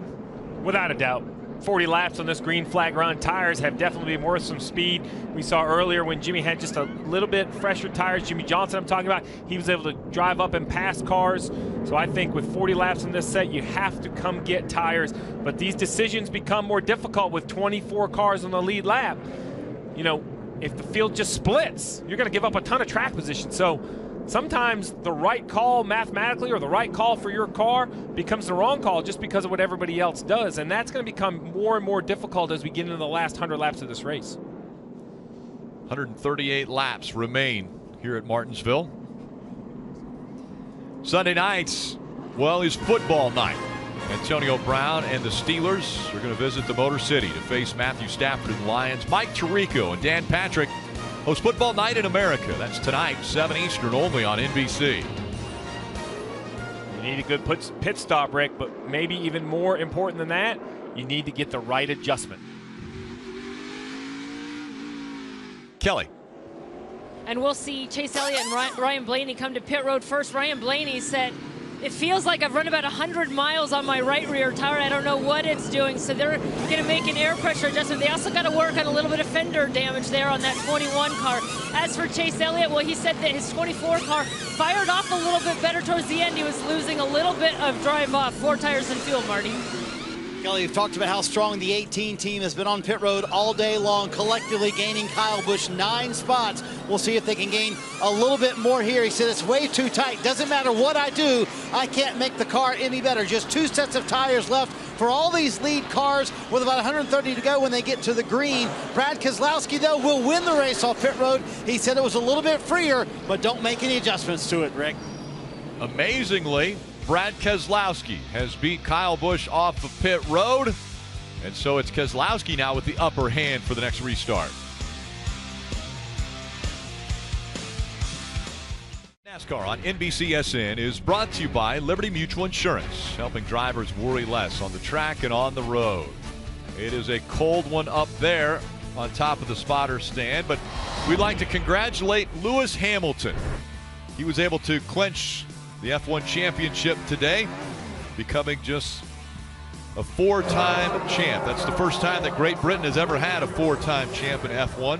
It's tied for 3rd all time. As we get ready for the restart, Lewis Hamilton was actually with Jeff Gordon a couple years back at the final race in Homestead. One car you don't see up towards the front, Kevin Harvick in this 4 car is going to restart all the way back in the 8th row in the 16th position. Had a very slow 18-second pit stop, had some trouble on an air hose, so a lot of spots lost by Kevin Harvick.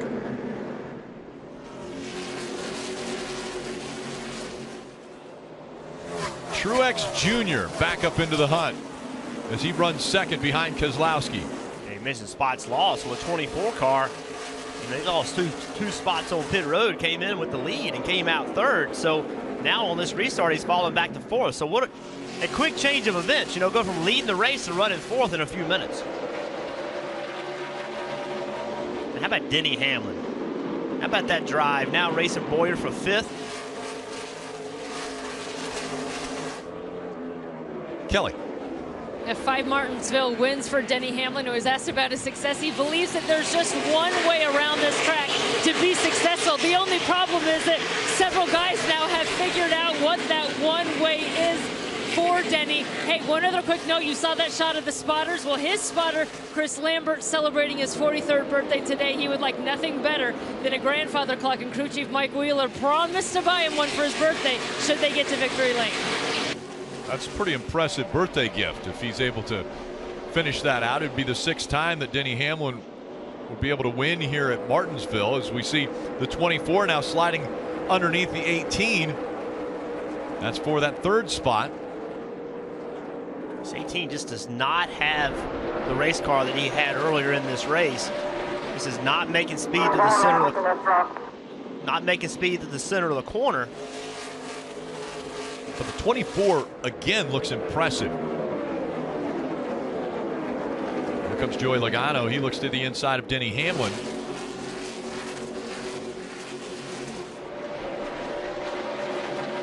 $127 laps to go. Look how clean Denny Hamlin's car is. After starting in the back of this pack, working his way up, doesn't appear to have very much damage whatsoever. A bit of rub on the left rear quarter panel. Other than that, very clean. Keselowski, who's out front, looking to sweep the races here in 2017. It was his first win back in April here at Martinsville. His first grandfather clock, looking to add to that today.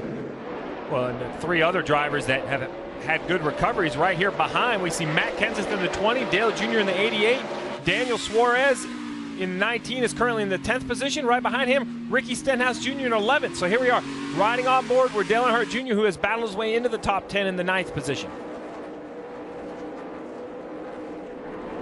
Chase Elliott, you saw he got back by the 78 of Martin Truex Jr. He's been the fastest race car Chase Elliott has for the last 3 or 4 laps. He ran these guys down from several car lengths back, and now he has Brad Keselowski in his eyesight right there. Marty. A lot of discussion on the 18 radio, Rick. As soon as Chase Elliott went by Kyle Busch a moment ago, he said something's wrong with the right front, almost like there's a tire rub. You see the battle between Denny Hamlin and Joey Logano, but for the 18 of Kyle Busch, he thinks something might be going on with that right front. They don't think it's necessarily a rub on the tire. Could be a splitter issue, but right front not feeling right for that 18. So it seems like the 24 definitely has the fastest car, but with 123 to go, does he need to be patient and take care of his tires in case this run goes all the way to the finish, Jeff? Or do you just go up there and try to take the lead and worry about it at that point? Well, the problem is, if I'm driving the race car, I just came on pit road and I lost spots. So I need to go and get the lead back. I need to put as many people between me. You know, I need to get them behind me because my pit crew just showed me, hey, I'm not as good as they are. So I need to push hard to get this spot. One of the trends we've already seen today out of the 2 is Brad Keselowski's car gets better as the run gets longer. So if he can't get by him here in the next 15 to 20 laps, the 2 has shown that he will get better as this run gets longer and longer. At 24, though, you talked about that middle of the corner or the 2/3 mark. I mean, look at the 24, how well it cuts. Gets to the bottom of and that gives him a straighter exit. You know what I'm saying, Jeff? Is the middle of the corner seems to be more successful for Chase Elliott, so that makes the exit just easier for him to accomplish right here. He accelerates. He's a half a groove below the 2 car, accelerating straight off the corner. Yeah, the quicker the car points and changes directions, the sooner you can go to the throttle. It's just that simple. If your car's aimed to the bottom of the racetrack, right there, it allows you to go to the throttle. Of course, the car is pointed already down the straightaway. If your car is pointed the wrong direction, not turning, all you can do is wait on the throttle. 24's caught him as we look at the playoff storylines. 5 playoff drivers currently in the top 7. Keselowski swept both stage 1 and stage 2, and right now out in front of the field, Jimmie Johnson currently 14th after starting at the very back of the field because of a spin in qualifying earlier today. You saw Chase Elliott make a dive underneath the 2 car, and Keselowski just didn't give you much room. Chase bounced the left front off the curb, touched the 2 just a little bit. Really, that's what your job is. If you're Brad Keselowski, use that curb. That curb is just like there's a wall there. Look right here. You see that it's a little bit of an opening there. Chase Elliott saw him coming down. He actually almost stopped the left front. You can see how hard he was on the brake and, you know, just trying to avoid that contact. Now with 10 to go, maybe that brake doesn't get applied like that. Totally different. Maybe the gas was applied at 10 to go. Let's listen in to Kyle Busch's radio. Every time I freaking get close to somebody, it just slides the back out. It's got to be downforce related.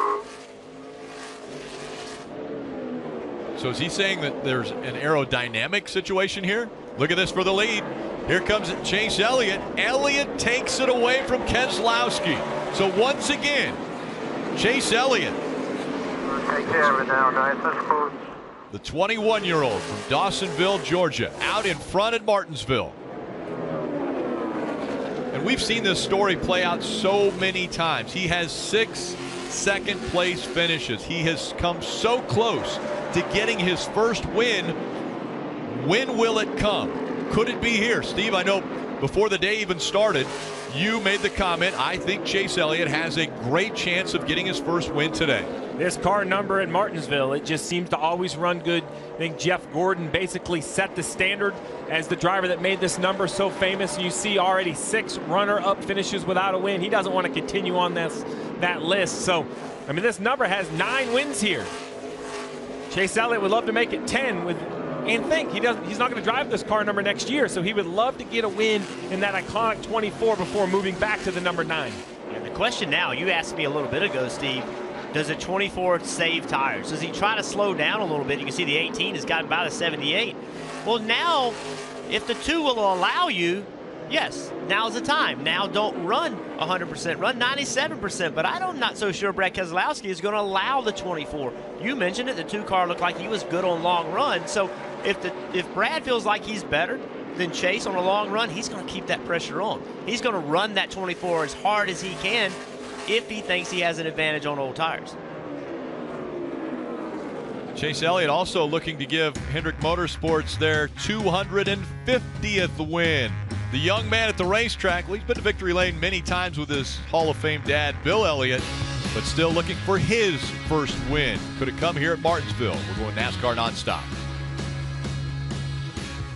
Chase Elliott leads the Monster Energy Cup Series first data 500 from Martinsville Speedway. And the gap stays the same between the 24 and the 2, but the 48 continues to go the wrong direction. He's currently running 18th. Yeah, right. Wow. Trevor Bayne in the 48 battling and make contact.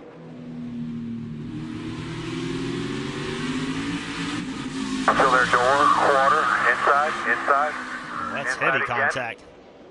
Dave. Jimmy's first question was, did I hit him or did he hit me? And they kind of said, well, he hit you. That's trying to help your driver out a little bit. But that car right now, Jimmy's rated it and said the right front just will not turn at all, and I've lost drive off. So based on, the car wasn't bad earlier. Now I think it's quite a bit worse. I want to take a look at the Ram Guts and Glory. Well, I'm going to ask, if the caution comes out, do you pit again? Do you pit, give that track position to get new tires, or do you stay out and then restarts? We always know restarts are so important. Who is going to get the good restart when it counts? Yeah, we knew the track was going to change. Well, now the sun is setting. Is it going to change again? So if you do pit, what adjustments do you give your driver? Inside 100 to go, what do you need for a little bit shorter run? Is this something you need different to try to go win this race? So that first point there, you mentioned, do you pit? With just under 100 laps to go, you've got a fresh set of Goodyear tires on pit road. You have to come get those, don't you? Absolutely. I think there's no doubt these Goodyear tires are very good for racing and good for putting rubber on the racetrack. But like a good tire does, it slows down over the run. So you're going to want fresh rubber if the caution comes out. Let's go through the field, brought to you by Hardee's. And Rick, will start with Chase Elliott there at the front of the field, who's approaching 60 laps led in this race. But the team's really downplayed their abilities here this weekend. When I talked to crew chief Alan Gustafson, though, he said, I don't really think that Chase has struggled at Martinsville any more than any other young driver. It's just that so many comparisons are being made to Jeff Gordon, who, of course, raced his car ahead of him and had so much success. Chase Elliott looking for his first career win. No more fitting place than here at Martinsville, Marty. Kelly, now under 100 to go here at Martinsville, and Brad Keselowski has obviously won a championship before, but since NASCAR changed the format to an elimination format, he has never made the championship four. If he can get by Chase Elliott, he would give himself a ticket to Miami. No, nothing on the radio so far from Brad during this run. Kyle Busch is sitting back there in third. He's led the most laps today, but you heard a moment ago, when he gets behind someone, just slides the rear into the car for the 18. He won Saturday as an owner. He would love to win Sunday as a driver. What a great race for Martin Truex Jr. It's been a fantastic season for the 78, where we talked about his struggles on the short track. He's never won on a short track today. Solidly in the top 5 all day long. An impressive run for that 78, Dave. Good looking top 5 for Clint Boyer too, Marty. And I talked to Mike Bugaravich, his crew chief, this morning about his skills here. He said taking care of the car is among his best. He's done that all day, Marty. Dave, of course, Joey Logano would love to get the win this afternoon at Martinsville, but he would love a top 5 as well. Only 4 of those since his win at Richmond earlier this year. He's led 59 laps here this afternoon, struggling with a race car that's a little bit too tight, Kelly. Earlier this weekend, Denny Hamlin was asked if he had kind of crunched the numbers to see what it would take to advance to the next round. He said, yeah, he had. He thinks it's somewhere in 40-plus points per race. But he also said, look, last year I averaged a 6th place finish, and that round and that wasn't good enough. He's running 7th now, Marty. Right behind him, 2 other Joe Gibbs Racing drivers. Matt Kenseth impressively in 8th. He's been in the top 10 all day long after being eliminated from the playoffs last week at Kansas. But how about his young teammate Daniel Suarez in 9th? He took the wave around earlier, took on a fresh set of Goodyear tires. He's been able to drive his way up into the top 10. This young man just keeps getting better every week, Kelly.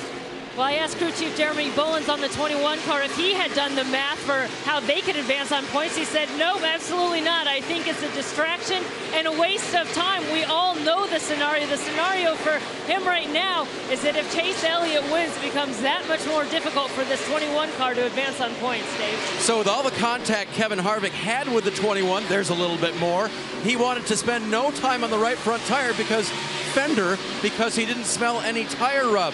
Instead, the problem they had did involve a hose, but it was the jackman getting his foot caught in when he came around the car. That's why there was a slow pit stop. Kevin now working his way back up toward the top 10. Speaking of top 10s, how about Ricky Stenhouse Jr. trying to get another one? He had one here in the spring, and he's working his way toward that as well.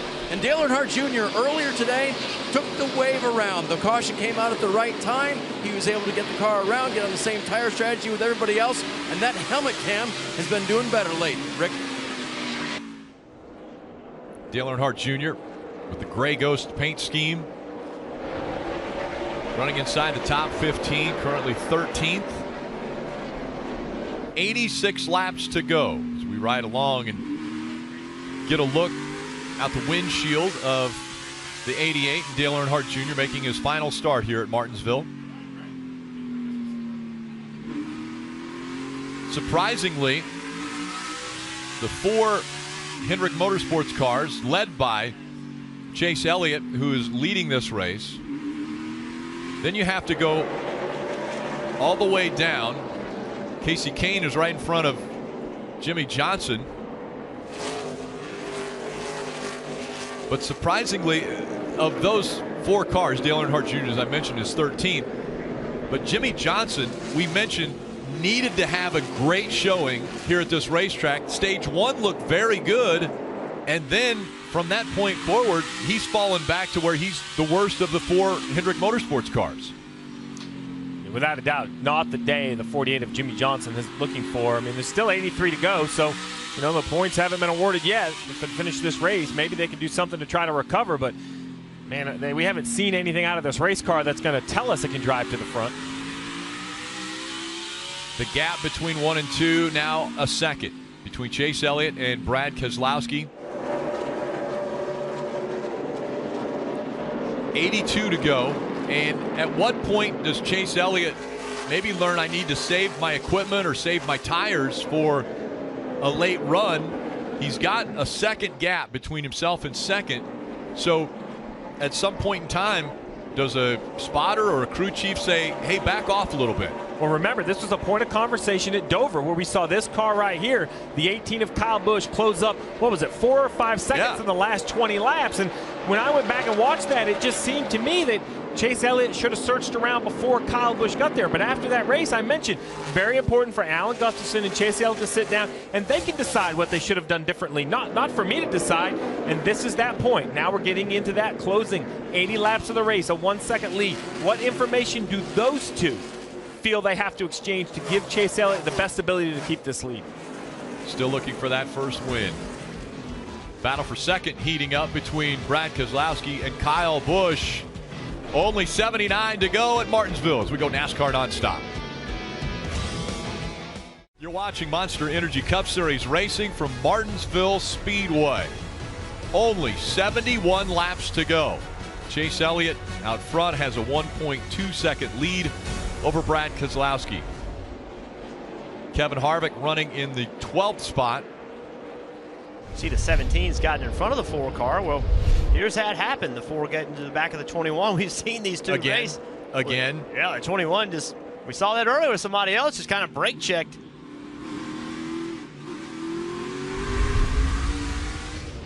The 17 took advantage of it. 17 was able to get by the 4 and put a little bit of a buffer between the 2 that have banged and beat against each other the whole time. Look at the playoff leaderboard on the left side of the screen and the points. Because Chase Elliott is up front, you see him at the top of the chart as the race leader, but then look at the points difference. Yeah, the 24 basically is one of those cars that should be right down around the bubble on total points earned, but because the win is the automatic berth into Miami, that moves him to the top, and because of that, a big gap between Brad Keselowski and Kevin Harvick. So this win not only would be huge for Chase Elliott, first ever win, guaranteed spot in Miami, but you see what type of complexion it would leave for the next 2 races to try to make it to Miami in that championship run.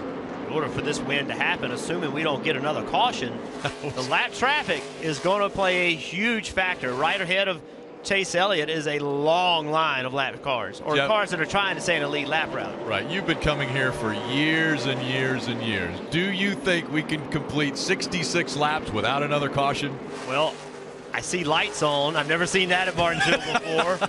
And I actually lost a race here once. Actually, Steve was working with Jeff Gordon, and I was driving to 99, and Jeff and I had a great battle.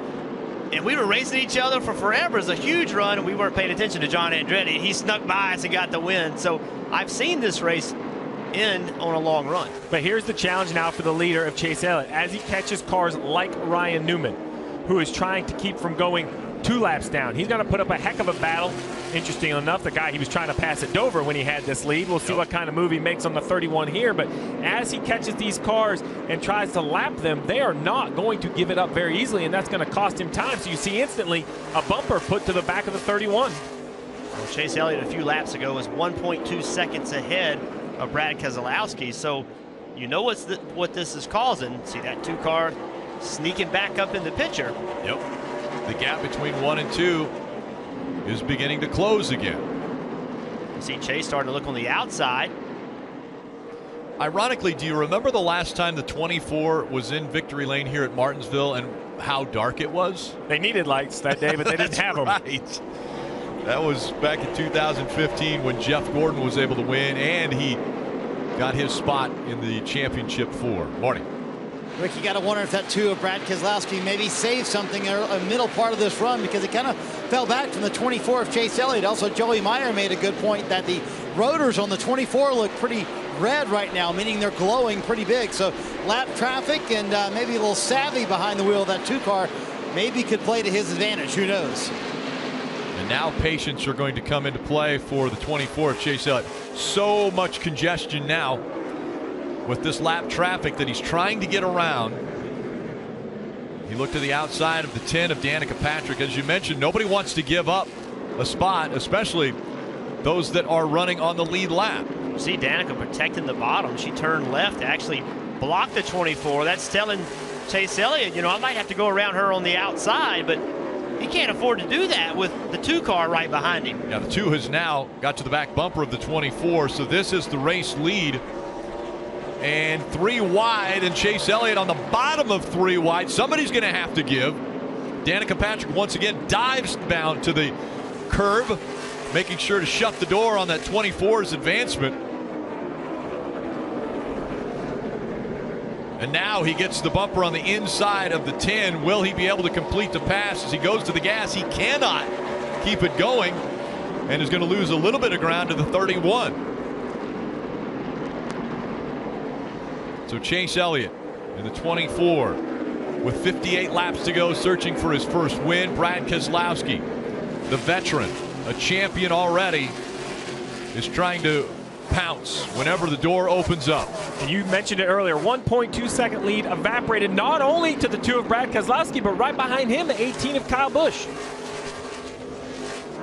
This traffic wreaking havoc on the 24 of Chase Elliott. Now, this time Danica runs that second line, and Chase not able to take advantage of it again. But this time the 31 is the gap between. Oh, and a little bit of a bobble there by the 24. Chase got way loose on corner entry, had to chase it up the racetrack. That opened the door for the 2 of Keselowski, and Brad drove it in there, and they made a little bit of contact, but it all started because Chase got loose on corner entry. And that is something I don't like to see, Steve. Late on a run, old tires, hot brakes, when that back of that car starts coming around on you, that's not going to get better. Now he has a tire rub. We got smoke coming out of the back of the 24. That tire rub, you see the left rear fender. And that starts to rub. Oh, now what do you do? Got the left rear tire rub here. Yeah, I'm watching it. So we'll clear up. It's not getting better. How damaging could that be, Steve? If it's on the sidewall, worse? Well, you start to see the sidewall. It looks like it's starting to get shiny, which would be the concern. That on the sidewall isn't a problem. If it's up near the tread, right when the sidewall meets the tread, that's the absolute thinnest part of the tire. It won't last there very long. As it continues to smoke, tells me it's continuing to wear and rub, and perhaps you could have cleared it up a little bit. you heard crew chief Alan Gustafson wisely saying, hey, move that track bar. The angle of the track bar will move that rear end housing to the right, away from that quarter panel a little bit. Hey, but unfortunately, that's going to hurt whichever direction you go. Obviously, Chase had it where he wanted it, so it's going to hurt the handling of this 24 car. Yeah, so what started all of this, see Chase Elliott, he's trying to push to get by the 10 car, drives in the corner, and right now he gets very loose. That tells me there's a little bit of rear wheel hop for it to get that loose that soon. And my concern, see right there, my concern is that that won't get better. Then the 2 car gets in the side of the 24. 24 just slowed so far, but slowed down so much because he just had to regain control. And that's what a driver wants to see, right, Jeff? Brad Keselowski now saw a weakness. I need to put the pressure on, because if I can get him to wheel hop one more time, maybe I can be there to capitalize. So it took him quite a few laps, but the 24 of Chase Elliott has been able to clear the 10. Now sets his sights on the 5 of Kasey Kahne. Will a teammate make it a little easier for him, or is Kasey Kahne going to fight for this spot? And that question is answered as he goes up to that second groove. Yeah, Kasey Kahne did, but what's Jimmie Johnson going to do? Jimmie Johnson's still in the playoff picture as well. Kasey Kahne can be a nice teammate, but Jeff, I don't see how Jimmie Johnson possibly can pull over at this point. I don't either, but I'm still concerned about this tire rub. I'm still seeing smoke off that left rear of the 24 car. Under 50 laps to go. It's gotten better, but you still see a little bit of smoke. Coming up on Reed Sorensen in that 15, he'll go by him. But as you mentioned, now Jimmie Johnson on the lead lap and in the playoffs. See right there? Yeah, still right in the middle of the corner. Jimmie Johnson just no fight whatsoever. See, that's still smoking. That just concerns me, Steve. At some point, that tire cannot continue to take that. Well, currently 85 laps in this green flag run. The longest run today was 122 laps, and who, by the way, benefited? The 2 of Brad Keselowski. Remember, he passed Kyle Busch in the closing laps of that stage. So, as you mentioned, Rick, with 47 to go, if this run's green, this will be the longest green flag run today. You have to ask yourself, does that favor the 2? Will his car continue to get better? Although Chase now has pulled up not only a little gap on Brad Keselowski, but now Brad has pressure from the 18 of Kyle Busch. Will the tire hold out? That will be the big question for the 24 right now if a caution doesn't come out. Marty?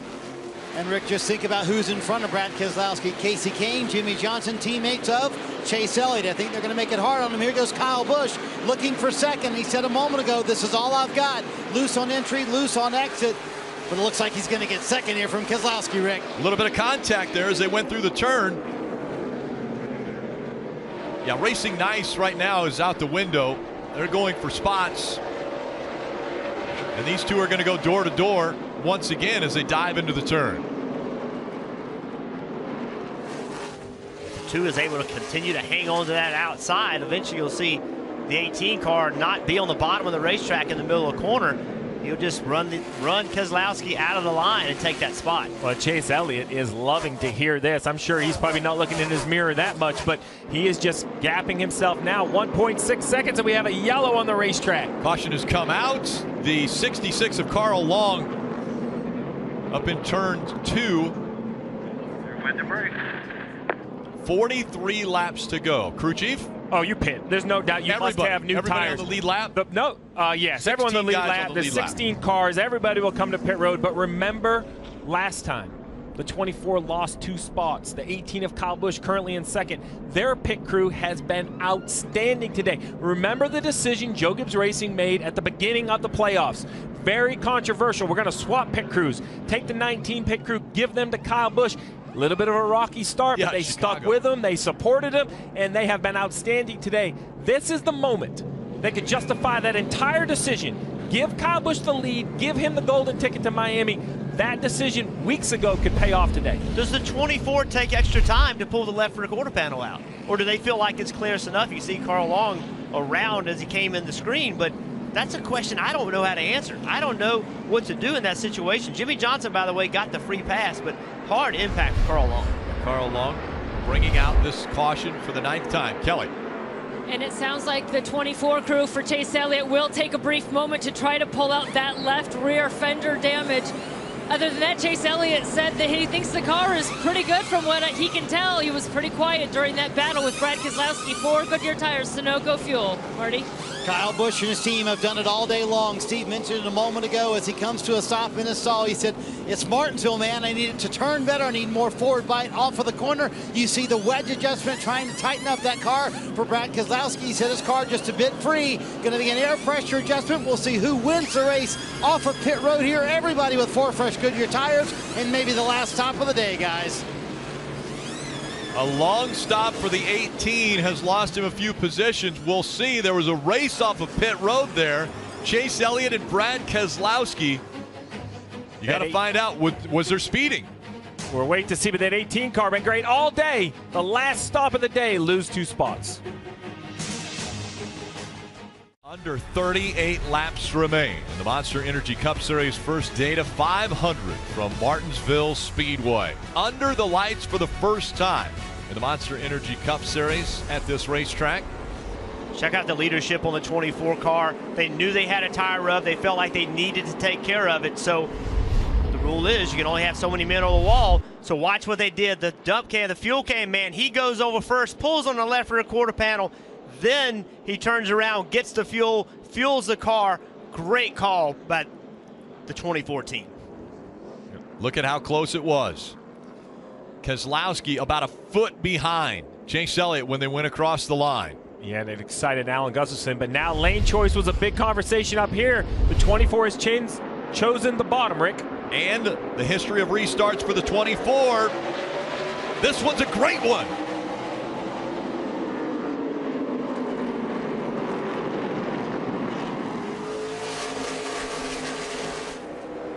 Chase Elliott has been strong on the short runs here at Martinsville. He was even able to go a little bit longer on that last run and hold off the 2 of Brad Keselowski.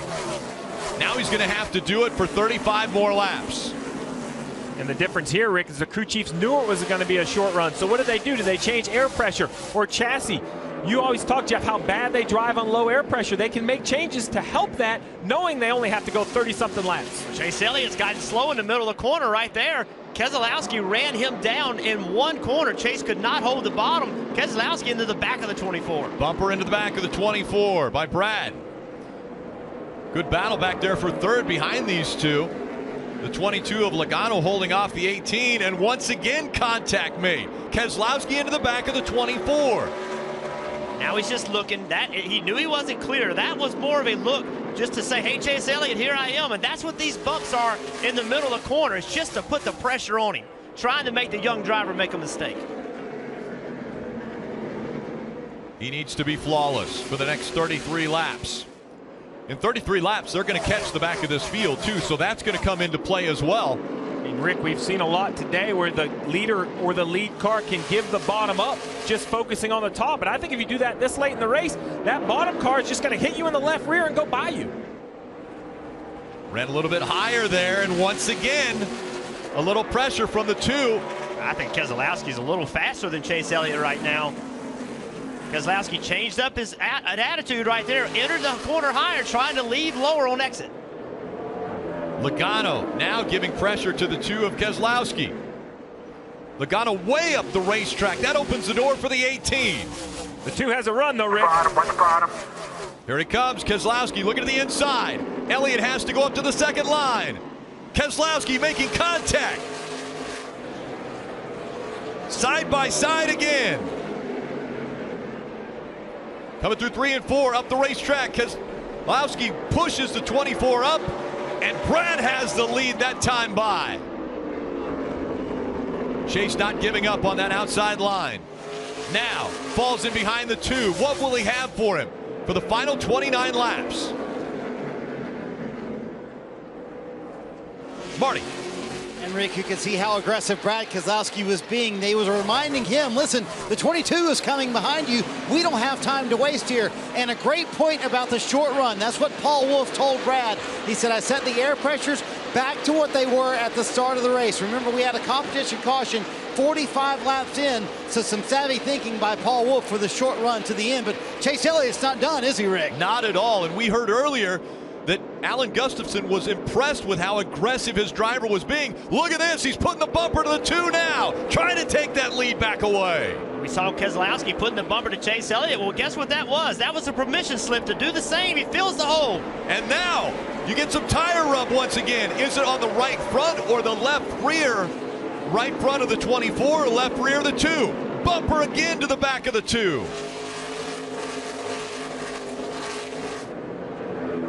How hungry is Chase Elliott? He wants that first win so bad. Chase Elliott's got a difficult situation because he has Joey Logano behind him. So Chase Elliott really can't change his lane. He can't go in the high lane, try to turn underneath Keselowski, because if he opens the door for Logano, he's going to take it. Kelly. And Alan Gustafson loves to see this aggression out of his driver, Chase Elliott. He says he's become a bit edgier as of late. Well, Chase came over the radio a couple of laps ago to say that he was just way too tight. Alan reminded him to use that track bar, use his tools inside the cockpit, and they said, hey, we got plenty of time to go to get him back. Rick, it was well documented that 2 of Brad Keselowski said Talladega in the round before this was a must-win. When they went there, they did it. They advanced to the round of 8. Coming to Martinsville, the 2 said this is a must-win. We don't feel we can do it at Texas or Phoenix, and here he is again, 23 to go, leading under the lights at Martinsville. With this many laps to go and only having run the few laps that have been run, 13 laps on this run, it concerns me that Chase Elliott sat tight. That concerns me because that problem normally only gets worse. You can keep running that track bar up in the air, but it can only do so much. I don't like hearing that he's tight. There's only so much he can do. You mentioned that he could change his line if he didn't have as much pressure from the 22. Well, now there's a couple car lengths between the 24 and the 22, or at least 2 car lengths now. Does that give him a little more freedom to try to choose a different line? 100%, and that's what he has to be trying to do, and he will be. The problem with a tight race car, the reason I said I didn't like it is because I talked about earlier in the race how the car that points the quickest and changes direction the quickest, that's the guy that can go in the throttle the soonest. Well, if you can't get the car pointed, you have to wait on the throttle. You have no choice. And you can see the 22 Logano, now he's putting pressure because the 24 Chase Elliott is just not rolling the middle of the corner. And Rick, look what this change in the lead has done to the playoff picture. The 2 is now the leader. He is in. He looks like he's going to make it to Miami with this win if he's able to hold on. And now the 24 all the way down to only 4 points above the cut line. And remember, that used to be 35 points that separated the 2 on the cut line. Now it's just 4 points. And again, we're guaranteeing that one driver will get into the championship 4 based upon points. But right now, Chase Elliott, you have come so close to winning several races, and it just hasn't worked out. But you have to assume that that race with the 22 is for the win. That has to be your mindset, is race that 22 like that is going to be the win, because you never know what's going to happen in these races. You might catch the 2-car in lap traffic. The 2-car might have a tire going down, something. You got to continue the fight against the 22. Well, yeah, definitely remember the fact that there was contact made between the right front of the 24 and the left rear of the 2. Maybe that splitter cut the 2. We've seen a left rear go down. Jamie McMurray knows exactly how that is. If there is some damage to that sidewall of the tire, potentially it could go down. And as you mentioned, this could be the race for the lead. And the battle behind these guys with the playoff cars is unreal. You have Kyle Busch, Denny Hamlin, Martin Truex Jr., and Ryan Blaney, all nose to tail and running inside the top 7. What a great battle it has been all afternoon long here at Martinsville. And now the fight for second between Joey Logano and Chase Elliott, as about 0.8 of a second separate Keselowski and Elliott. Once that contact was made and Brad Keselowski was able to get by, it seems as though something with the 24 just isn't as good as it was the last run and the few laps that were run after the restart this last time. Marty.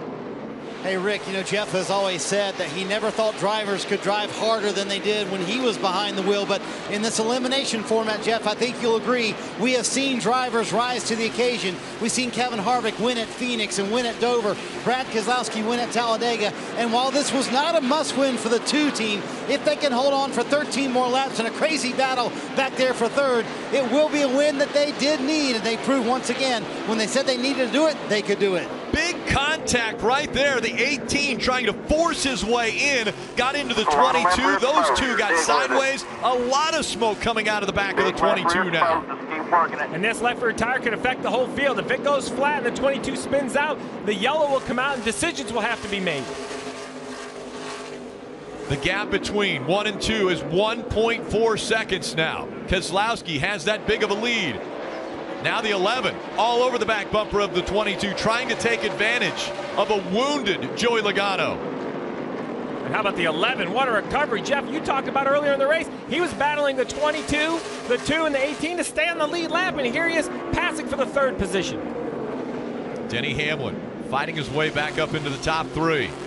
This left rear tire on the 22 could be very costly to Brad Keselowski. If that tire goes flat, that lead of Brad Keselowski's will evaporate. Under 10 laps to go. Smoke still coming out of the 22. How long will that tire last? Now Martin Truex Jr. is going to get by him. Yeah, the way he's falling back, I'm not so sure it's not got a little bit of air coming out of it now. He has lost a lot of speed. Remember, he was battling for position, and now he just cannot keep the guys behind him. There it is. And around goes the 22. Caution comes out.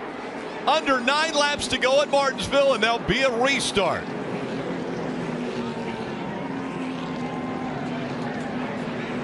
You could see that coming. You could see the speed come out of the 22 car. You had to know the air was coming out of that left rear tire. Just couldn't take it that long.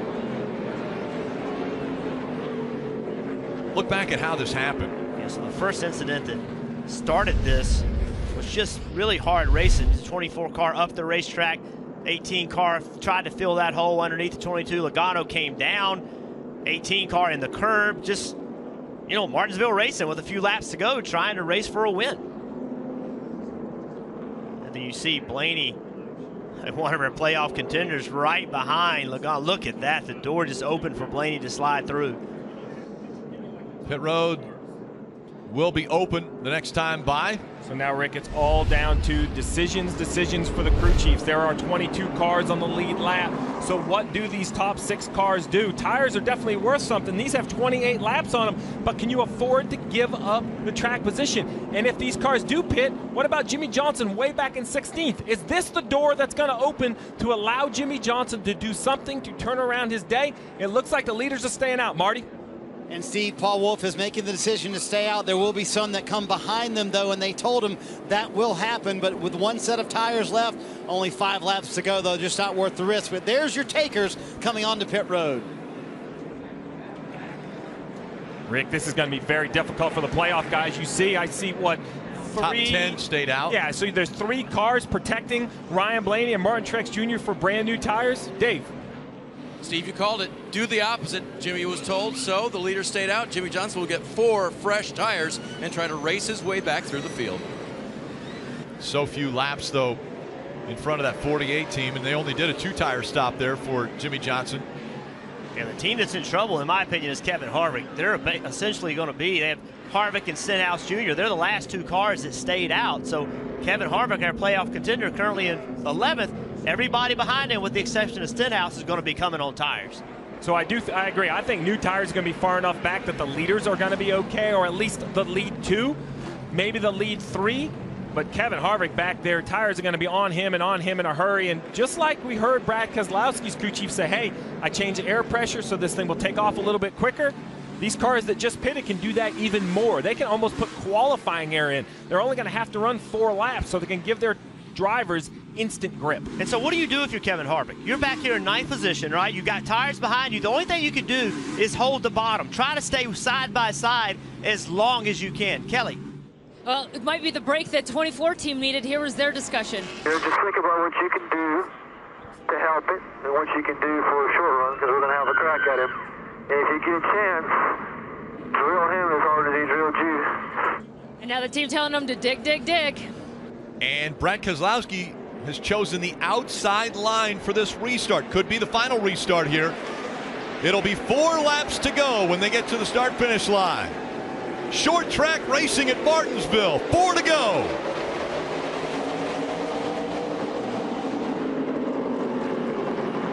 24 with a great restart. Up the racetrack he goes. Side by side for the lead down the backstretch. Way up the racetrack goes Chase Elliott. He opens the door down below. Here comes Denny Hamlin. Elliott has the lead, but Hamlin looks to the inside. Elliott diving, trying to block. Down the backstretch again. Less than 3 to go. The bumper to the back of the 24. Elliott goes around. Hamlin takes the lead, and the caution comes out. Get it going if you can. Get it.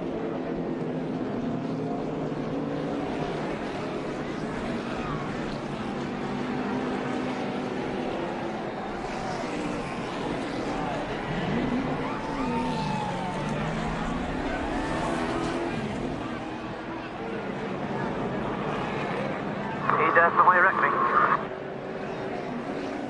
Denny Hamlin had the bumper to the back of the 24 a good 100 feet before they got to turn 3. You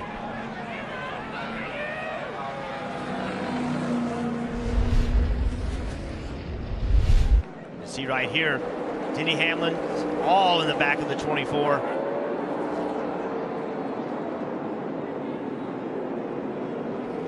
Up into the wall.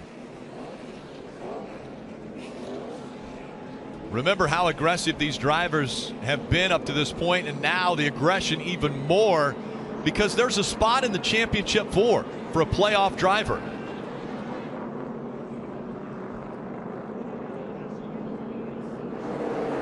Right after the restart, up the racetrack, Brad Keselowski win after that contact. Right here, the 11 feels like he's inside the 24, and he just can't get inside the quarter panel. Tries to come back on corner exit, but can't stay there. The 24's got the 11 cleared, and he went to the bottom to block, and I think Denny Hamlin just, I don't know if he did anticipate it or if he intentionally got into the back of him and just pushed him around, but there's no denying the 11 was back into the 24 for sure. They're going to work on the left side of that 24. Difficult night now for Chase Elliott, as he scored 23rd and a lap down. And we're about to go overtime at Martinsville.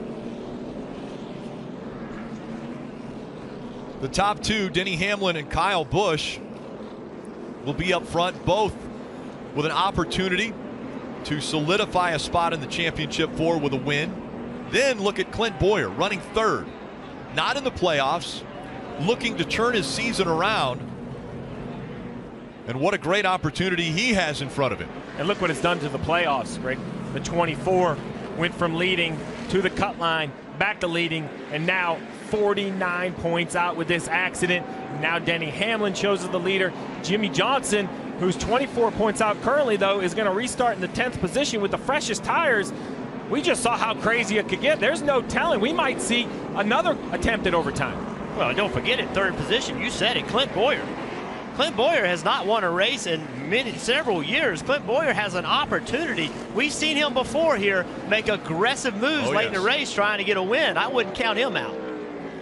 Well, coming up after the checkered flag, it's continued post-race coverage live from here in Martinsville. And after the post-race, it's hashtag Victory Lap on NBCSN, where you can join the conversation on Twitter or Instagram. Send your questions and thoughts to the hashtag Victory Lap.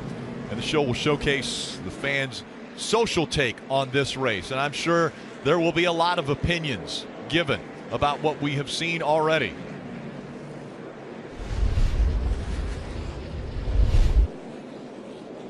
This was the most recent restart. Chase Elliott drove in the corner and ran the two way up the racetrack. That's how he got the lead. Paul Wolf's reaction. Not happy. Well, now we get to see this all over again.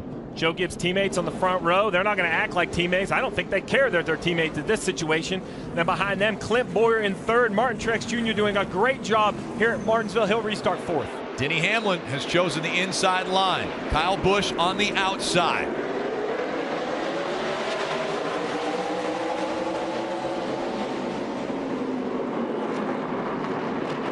Hamlin surges ahead. Clearly out front. The 18 running second. Truex in third. Now here comes Bowyer fighting back on the inside.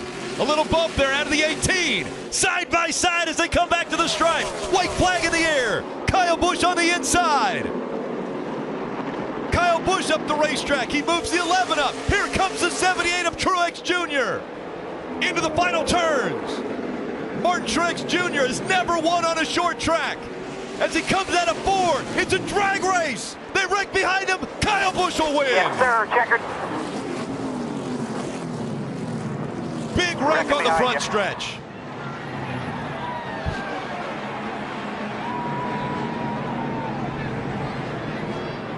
A parking lot right in front of the grandstands.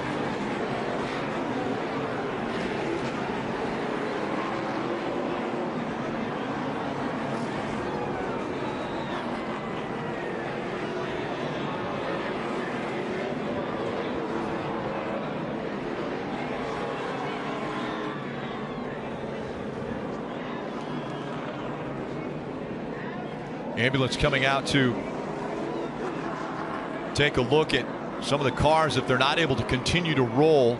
I know Kurt Busch is right now still just sitting, and now he starts to roll. So everybody rolling well with the exception of the 18, the race winner, Kyle Busch, who now has guaranteed a spot in the championship 4. Let's look how he did it. It's a good restart. Launches very well. Pretty much has the 18 cleared. 18 makes a good run on the outside.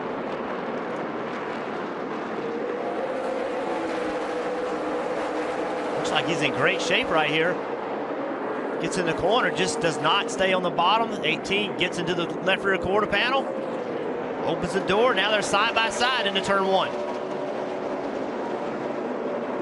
The 18 runs the 11 up the racetrack. 78 has the hole open for him now. And this right here, I thought it was the 78's to take right here. He drives deep in the corner, but the 18 gives him plenty of room. Wants to make sure there's no contact, leaves him almost a lane and a half.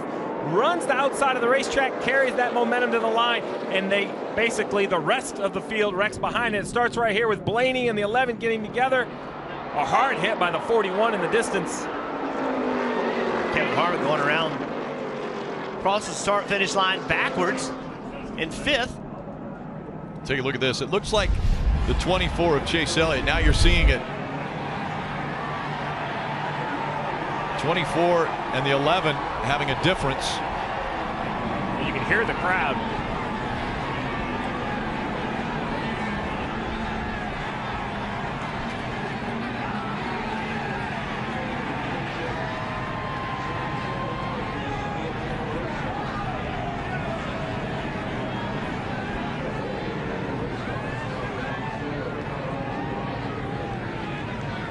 Chase Elliott, once again, so close to his first win in the Monster Energy Cup Series.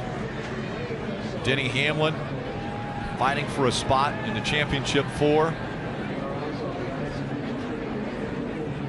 Just after the checkered flag came out, going down the backstretch, you see the 24 showing his displeasure and how he was raced by Denny Hamlin.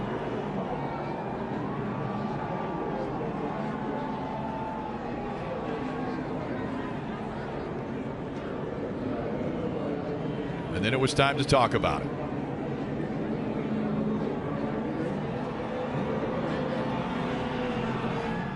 Confetti and Monster Energy going everywhere.